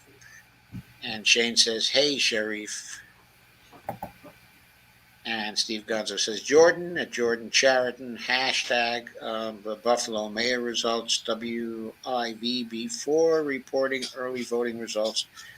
65% write-in candidate, 35%, okay, for India Walton. That, of course, is not a good result, but it was an early result, so maybe it was just a fluke, fingers crossed. And Snuggs Life says, hey, Shane. And Lisa says, thanks, go start. And I don't know what Shane was saying. He says, hey, is. Then he says, hey, Lisa. So we got a bunch of heys going through. Sheree says, hey, Lisa, I love you. I can't wait to be interviewed by you and Laura on Monday. He's our next Knit the Revolution interview, which is such a joke because the three of us are chatty Cathy's. The first program was terrific, Lisa. It did go really well. Really, Laura's amazing. You could feel the spirit of craftivism just simply flowing through that whole discussion. It was really powerful. And to anyone who has studied complex adaptive systems, that idea with the berets as the tags that bring people together, that was really central. Kyle just left. Bye, Kyle. Yeah, bye, Kyle. He waved and then he left. So anyway, he did a great job. And he did do a great job. He is a great candidate. So I owe him a tweet endorsing him, which I will certainly provide a little later tonight. Shane says, if so, I'll see you Monday also. I'm producing the show and it's on KRTD. Yeah. Carmen Yunus says Kyle is on point. Sandy Degg says hello. And Shane says, hey, Sandy. Carmen says, great ad, straight up. It was a great ad, wasn't it? Very well done. Lisa said it will be amazing to have us all in that broadcast by Sharif. Is it going to be the three of you in that broadcast on Monday? Yes. That is going to be great fun. Sandy says, cool. And Steve Gonzo says, things aren't great at the Terry McAuliffe watch party. Fucking bloodbath, one attendee said. I don't know. Are you surprised, Joe? Yeah, I'm a little surprised because people in the state have tolerated this centrism, on the part of the Democrats, this corporatism, right, on the part of the Democrats, and given the Democrats really better and better margins for many years. And the Democrats just took over the legislature for the first time in God knows how long. And I don't know. I don't know exactly why people evidently turn so decisively against them. It could simply be the effect of national politics. I think it is. The effect of Biden's screwing up. It's become so apparent over the last 6 months that Biden is screwing up, and the Virginia election is only 1 year after the national election. So it could really be a sign that people are saying you keep going on this path and screw you, Democrats. We're going to kill you in 2022. And yeah, Steve says maybe they should have been fighting mad earlier. Yeah, maybe they should have been fighting mad when they got in January. Sandy says, so sorry, Joe. Carmen says, so heart-wrenching, Joe. Well, thank you, but of course, it has happened a very long time ago. And Steve Gonzo says, at Carmen Muniz, MSNBC, blaming Democratic loss in Virginia on Biden withdrawing from Afghanistan. Why not Russia? Laugh out loud. Hashtag FAFO, fucked around finding out. Oh, Virginia, you've got a lot of military there. Yeah, we do have a lot of military here, okay, in Virginia, but that's not all we have here. We have, all kinds of people have been voting for the Democrats. But yeah, it could have something to do with it. The bases here are very important. Mm-hmm. And, they might have developed, just an attitude at those bases that, the withdrawal from Afghanistan, whether it was the right move or the wrong move, was a mess. Well, that's not the only reason, though. I mean, I've had this discussion today. I'm going general here, but I had a discussion today with a family member about this very thing. About they've been talking to people, and people have been telling them they're not voting this year. They're just not going to vote. They don't want to. They're not. They're so disgusted with what's going on. They want nothing to do with it. And so they're not going to vote in 2022 or 2021. The primaries that just happened. This was discussions that were had, last week or the week after, or not primaries. We just had an election. I voted today, right? I didn't have a governor on the race. There wasn't a rep. The school board, judges, things like that. But there was hardly anybody there. Hardly anybody. I drove past it early in the morning, midday, and then I finally went out at like 5:30, which should be peak rush. Yeah, probably the Northern Virginia people stayed home. There are a lot of military right around here in Northern Virginia. There are a lot of military contractors. Well, there you go. Around here. That makes sense too. And of course, the withdrawal was not so good for them, though they have a lot of other compensations, withdrawal or not.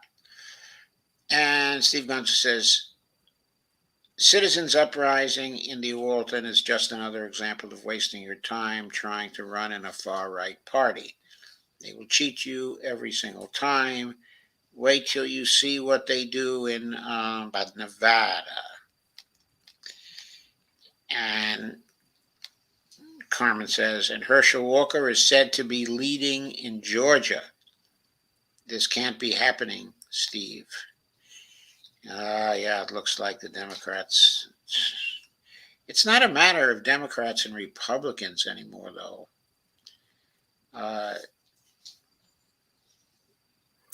I think people it just isn't, okay, because I really think the Republicans are on the point of wanting to establish a one-party state and full-blown fascism. There are too many of them who are for that.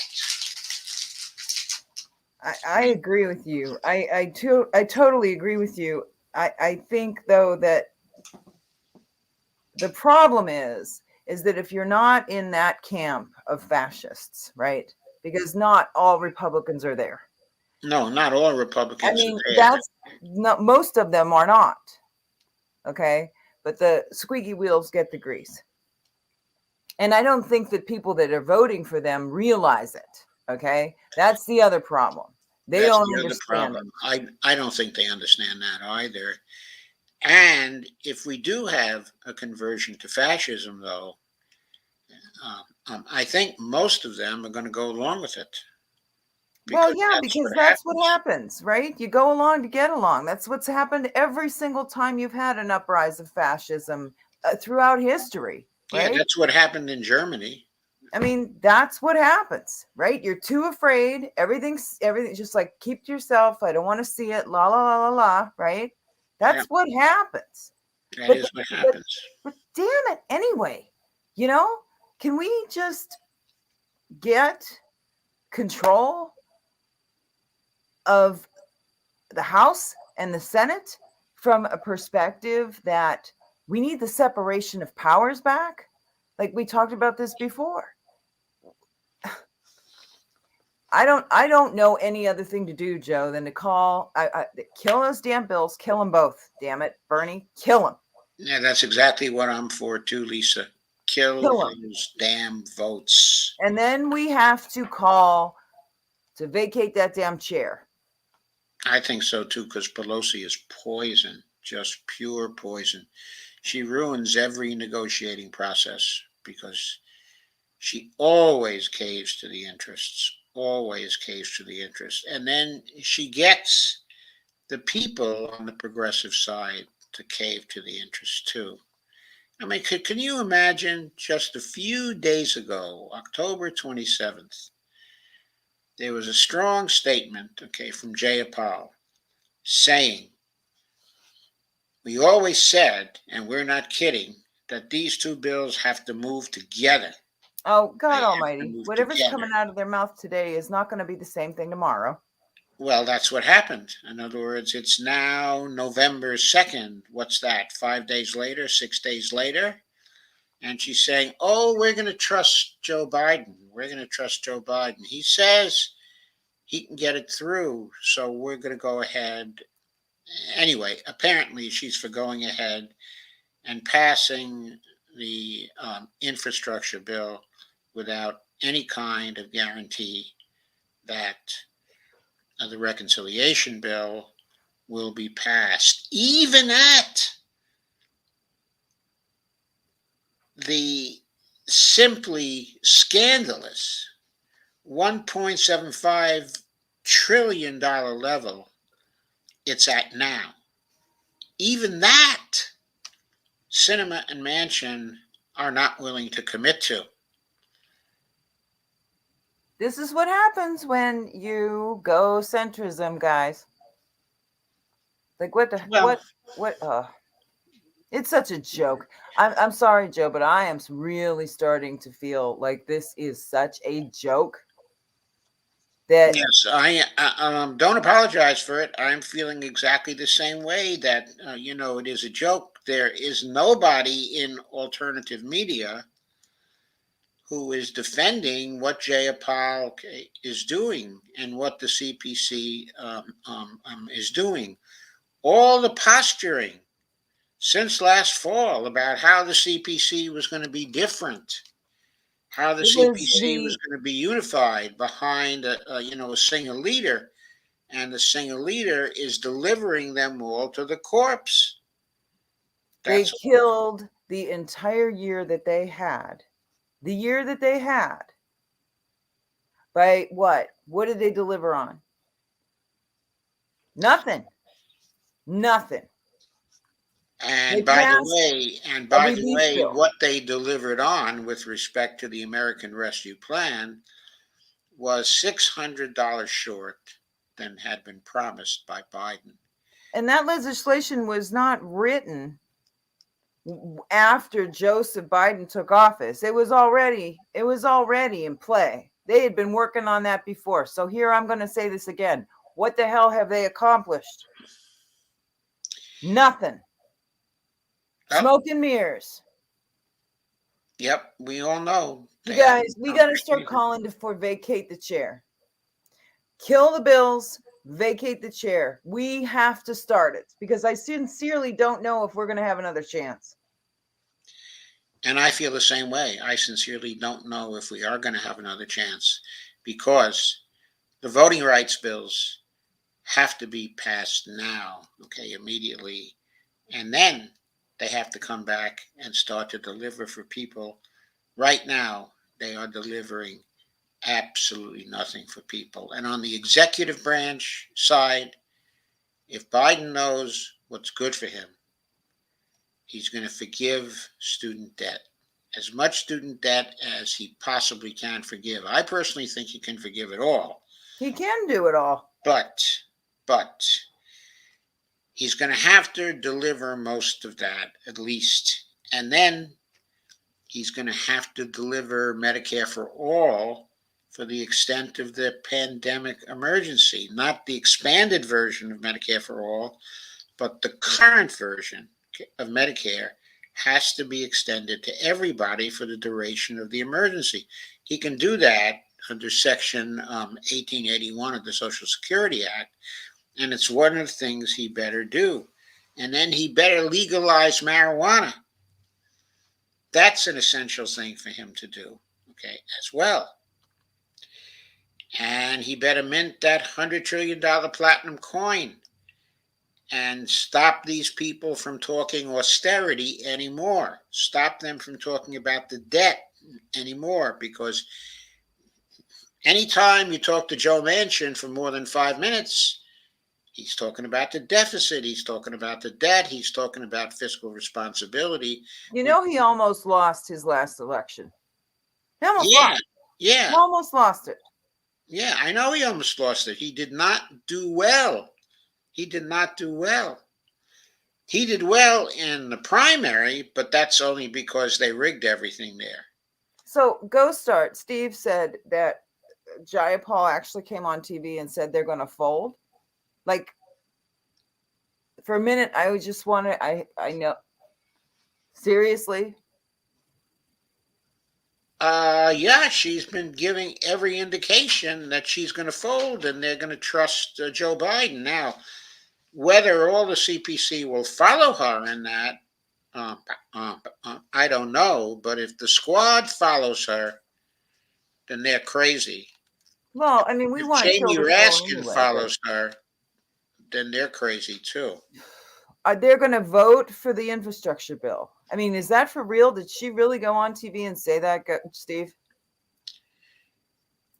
Yeah, she said they're going to vote for the infrastructure bill and trust Joe Biden, but to get a majority. Oh, to deliver the bill back, the other one. Yeah, they're going to trust him to deliver the other one. When is he going to deliver the other one? They don't have anything set for the other one. They don't have any language set for the other one.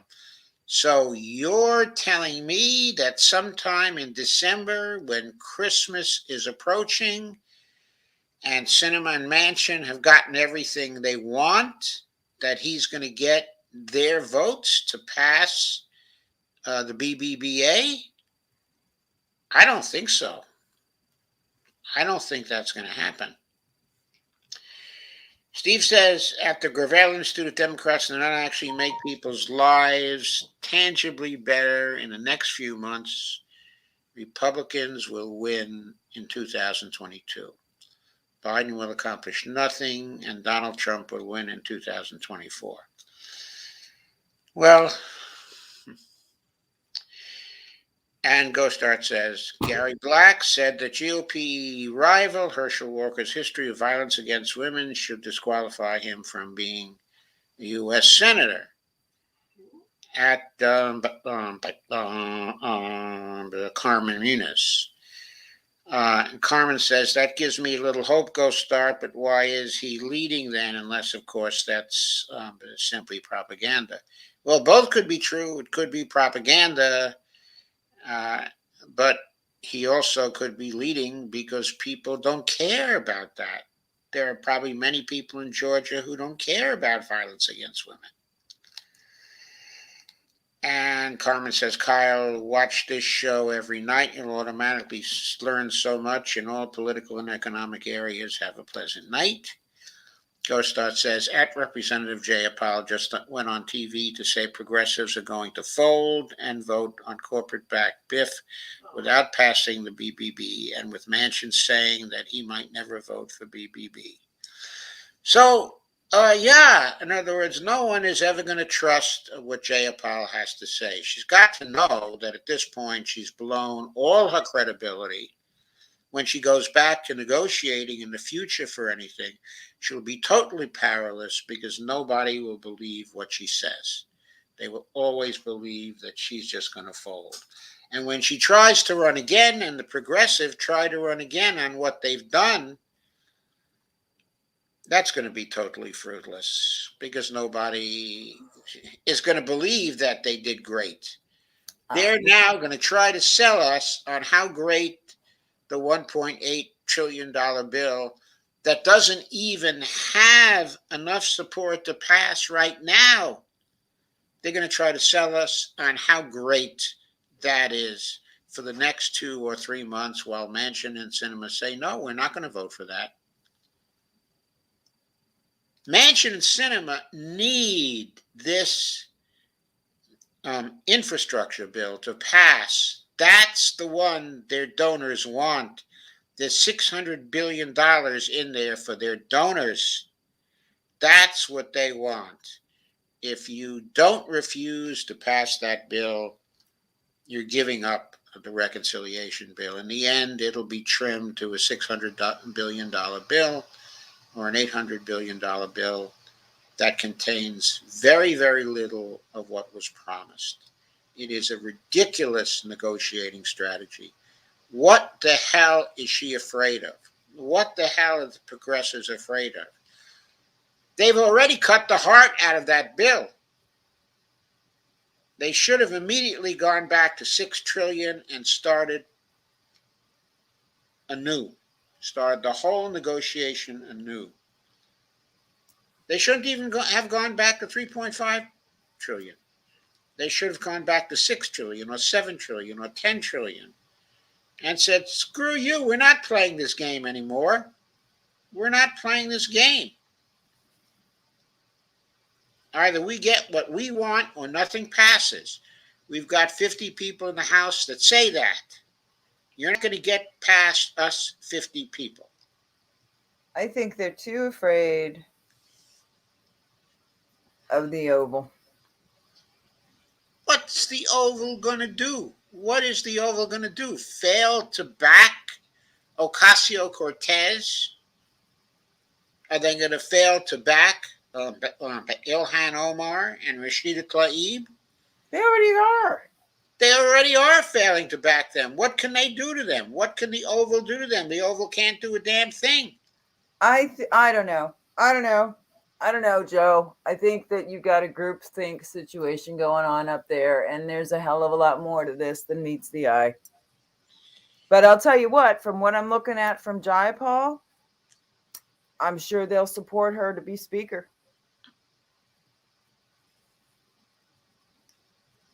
Who will support her to be speaker? The progressives? The Nancy crew. Oh, the Nancy crew might When Nancy vacates the premises, yeah. Why not? Come on. Yeah, she's just as much of a caver as Nancy, so why not? Exactly. If they're looking for another caver to replace Nancy, well, Jayapal is proving she's a good caver. And she also proves she has the same line of BS that Nancy Pelosi has been peddling for nearly 40 years now. Yeah, that's what I'm saying. That's what I see. And Lana asks, how did Madeleine Hoffman do in New Jersey? Well, I don't know, but that's a situation where if she got 5%, that'd be great. It would be worth a celebration. Steve Gonzo says, blow the whistle for Jersey. We need whistleblowers with factual whistles at Free Assange Now protests.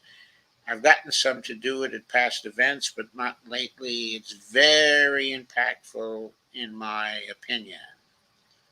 Oh, you mean having whistleblowers with actual whistles at Free Assange Now protests. So that's cool. And Carmen says, Lisa's a great host. You guys jive well together. Thank you, Carmen. Thank you, Carmen. Carmen says, that's exactly what's happening, Joe. Fascism. Carmen says, we're going to need a serious underground but resistance. If we're going to need that, we better start organizing it now before it becomes extremely difficult to organize it later. Well, isn't that kind of what we're doing? No, because we're all too public about it right now. It's got to, we've got to somehow organize something with a cell structure so that it's I'm hard not to willing to give up yet. I think we need to try and vacate the chair. We need to try. If we got to get rid of Jayapal, can we get rid of Jayapal? We can get rid, of Jayapal, as long as the people in the CPC want to get rid of her. No, that ain't going to happen. Well, the first thing to do now is to run to vacate the chair. Now, Yeah, if she doesn't want to run to vacate the chair and everybody else does, then we might stand a chance of getting rid of her. But the likely thing that she will do, if she sees everybody wants to do vacate the chair, then the smartest thing for her to do would be to run vacate the chair and hope that she's the selection that comes out of the chaos. So she might do something quite like that. I don't know.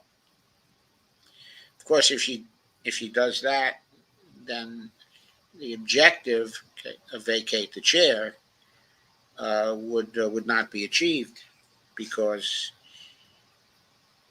she would certainly be the fox in the henhouse. And Steve Gonzo says, hashtag Occupy Pfizer is releasing a list of their in-pocket politicians. Hashtag follow the money. Carmen Munoz says, the only accomplishment is the child tax credit per child, and the fascists are going to chop all that off right away. Homeless will be the pandemic, and prisons for profit will be the most successful corp. And then she says, correction, homelessness. Anyone ever saw the movie Divergent? Yes, I have seen the movie Divergent. Thank you. I've actually read the book Divergent, too. I can't remember if I saw that or not. Yeah, that was an enjoyable movie. Carmen says, how many fascist governors are there now? Texas, Florida, Virginia, Arkansas, Arizona, Montana. Yeah, okay, at least those. God, Virginia? Oh my God. Okay, folks, I think that's the end of tonight. Tomorrow, I did not have anything specific scheduled. That's a show that Lisa and I can do. What are we going to talk about? We can talk about politics some more. It seems to me it's apropos. There are the election results to talk about. Yeah, I'm going to have to get a good sleep and get a better attitude. Maybe there'll be some sort of angle that I can be optimistic about, or at least want to fight like hell about. Right now, I feel kind of like could have predicted this 2 years ago. Well, one thing, if you want to see something on the brighter side, is maybe the events of today, especially in Virginia, will be sufficient to motivate this administration to do something different other than simply cave to Manchin and Sinema. Well, but they just did. I'm sorry, they just did something different? They just caved. Oh, something different than no, cave. I'm talking about Biden caving. Because Biden caving is not getting him anywhere. Obviously, all this caving over these months led to the defeat in Virginia. I don't think they care, Joe. No, if they don't care, they won't change. But, this defeat in Virginia says you guys are going to get shellacked in 2022. They ran somebody they thought was a strong candidate. Of course, we never thought he was a particularly strong candidate, but He they was a did. horrible candidate. I mean, I could go into the history of him. He's lousy. Anybody who doesn't know it, shame on you. He's a horrible candidate. Horrible. But that's what they do. That's what they do. That's what they do. So the question is the result sufficient to get them to do something different? Or are they going to keep doing the same damn thing? I don't know. Let's see. What else could they deregulate? What could they make worse right now? Think about it. Let's figure out what they could make worse, because that's what's coming next. Well, they could cut the BBBA to $600 billion. Bernie's got to kill Be it. worse. Bernie has to kill both those fucking bills. He's got to kill them both. Well, that would be good. That would be something to be optimistic about, because if he killed them both, then that would establish that when the progressives say no about something, it is no. Yeah, you don't get to play games. And you don't get to play games. So that would be the best thing that he could do. If he gets a hold of Jayapal and he says, no, we can't let this go through. I'm going to block it up in the Senate, and you got to block it in the House as well. And Bernie's still a member of the CPC. Of course, he's the only senator who's a member of the CPC. He remained a member when he got into the Senate. Strange, huh? But there it is. Yeah, but you know what? Bernie's so freaking. I hope. He is so freaking Smart. Well, he is so freaking Politically savvy? I wouldn't say politically savvy. What I When would it comes say to being in the is Senate, he is. he has been operating always tomorrow. I'll get the best I can get for now. And then I'll live to fight, another day tomorrow. That's what he's done for his whole career. Well, By now, tomorrow's here. And by now, he has to realize that we don't have too many tomorrows, and that if the Democrats lose to the Republicans in 2022, tomorrow may not come again in his lifetime. I think things have fundamentally changed in the last 18 months, Joe. It's not what it was. This landscape is not the same. It's not. And for people who, are relatively comfortable, relatively, things didn't change too much for them, they might not see it. But for the younger generation, and they see it. Their parents see it. Okay? They're terrified. You don't have to be. First of all, how many millions of people are on the streets right now homeless because of this whole eviction bullshit? We stopped talking about that how many news cycles ago, but really it wasn't that long ago, right? Yes, it wasn't that long ago, and we probably got another 2 million people on the streets right now. Oh, more than that, right? That's a national disaster that we, nobody's talking about it again, right? That's gone. Oh, well, see, we won't talk about that anymore. We've got, we're not going to do jack nothing again with climate change. Biden goes over and Jesus, Boris Johnson's to the left of him. Okay. That's really what's going on. Okay. That's how bad it is. The clown town over there looks left of us right now. I really truly do not think they either don't care or they shouldn't be in. Whoever's running a show should not be in politics, because if they truly do care and this is the result, my God.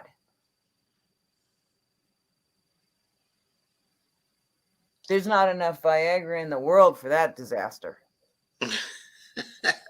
Seriously, there's just not. Okay. Anyhow, sorry, Joe, but that's really what I'm seeing.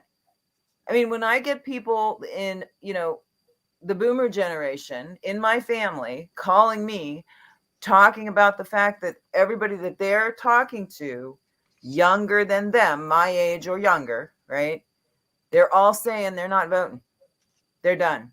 Never ever voting for the Democrats again. They're done. Now, these people in their 50s, their 40s, okay? And their kids. So tell me, why isn't that a prelude to a whole bunch of people voting Green Party? I don't know.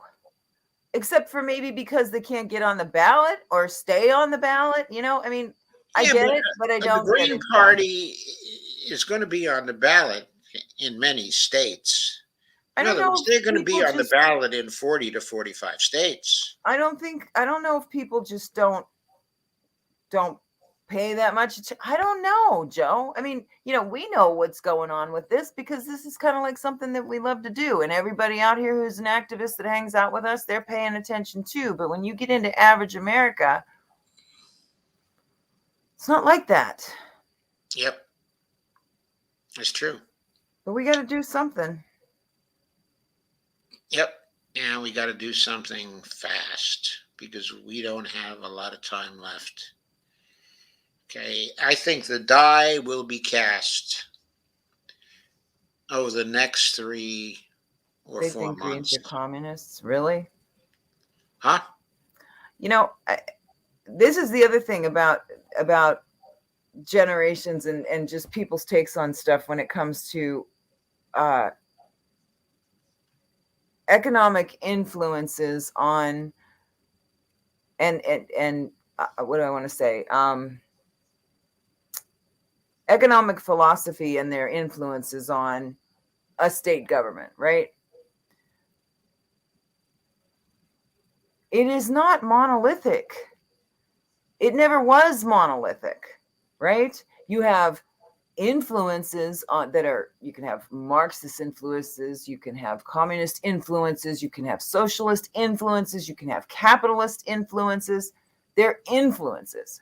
There is never anything except now that we're in end stage capitalism, but there is never anything in a monolith in a state. You always have forces, right? But this is the problem that I see, Joe. Separation of powers is non-existent right now, and it hasn't been for quite some time. We've got end stage capitalism. We're past end stage now, right? You can see it's palpable. You can see the fascism everywhere, right? Everybody is saying, "What are you doing?" They're supposed to be the ones that understand this shit. They either truly don't understand it, Joe, or they want it. And I am still like this with it. You either truly don't understand this or you want it. Right. But the thing is, the Democrats, the ones who run the party, want to have an oligarchy that continues to enrich them as they've had for the last 20, 25 years or so. They like that. They don't want that to change. But I can't believe that they want full-blown fascism to come. And the reason why I can't believe it is that they're not on the right side of that. Well, okay, then they really are that stupid. Come on. I mean, come on. It's in the garage.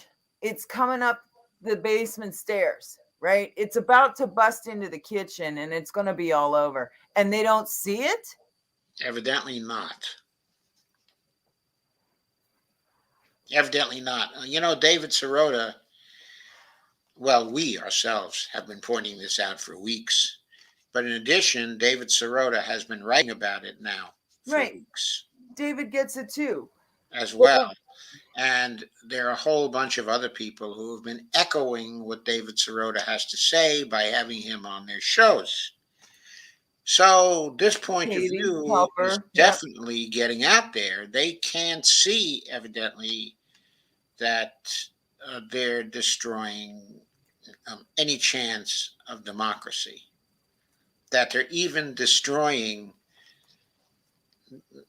the forms of democracy that they were able to manipulate to get what they wanted, and that beyond maintaining those forms, they've got to worry about the fascists.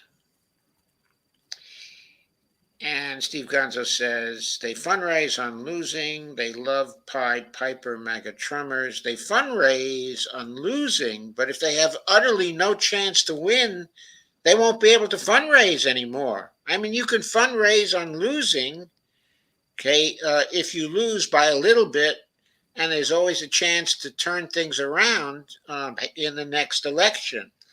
But if they get slaughtered in 2022 and the Republicans gain total control and they rig all the elections in all the states, then people aren't going to give any funds to the Democrats because they'll know very well that there's no chance for the Democrats to win.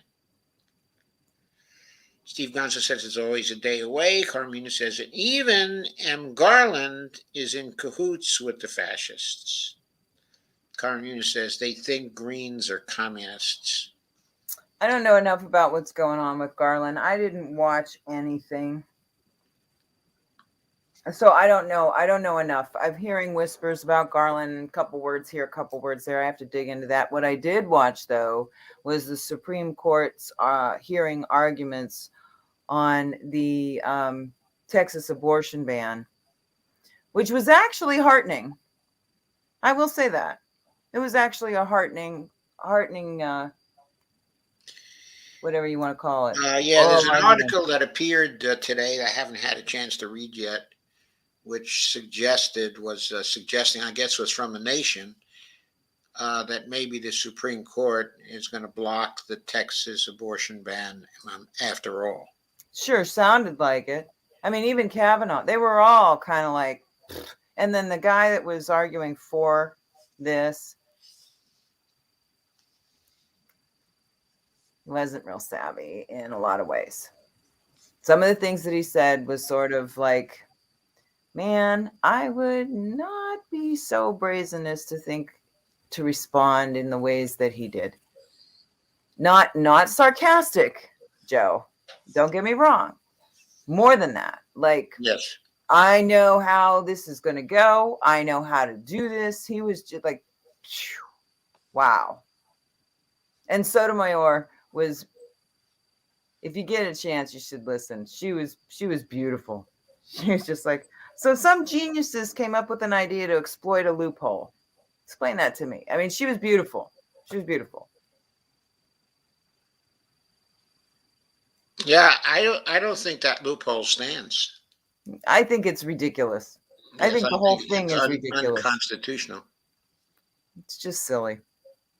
But anyhow, that was actually some good news. Now and then we got Mississippi coming, so it's not over yet. But what they did say was, you know, if you're going to come after this right, then what is, if we're going to exploit this loophole, what is going to stop anyone coming at any right, you know, First Amendment right, with something like this, right? Yes.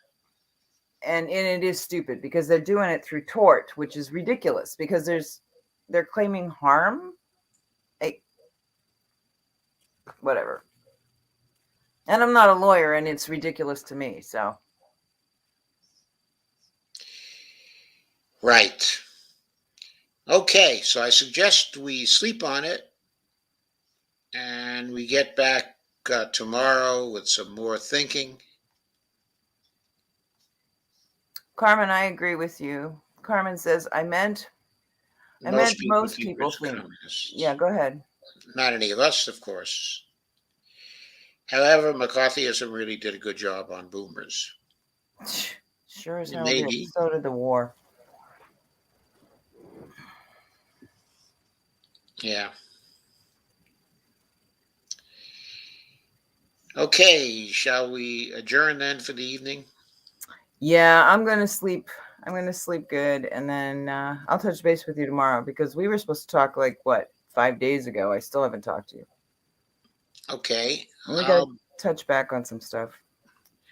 Okay, if we touch back, but tomorrow, I'll certainly be here for the morning and until the early afternoon, but then we have to run some errands. Okay. What are we gonna do the show on tomorrow? Just the political moment. Yeah, I think we're going to do another show on the political moment. Okay, I'll make sure I have some nice chamomile tea so I keep my temper. Why would you have to keep your temper? I don't know because I just feel awkward when I get my temper going. Yeah, that's all right. Thank you, It's all everybody. right, you know. Yeah. Thanks, Dolores, and thank you, Carmen, and thank you, Lana, and thank you, Steve, and thank you, everybody. And thank you as well from me, everybody. You really did great. Thank you for being here, and Lana.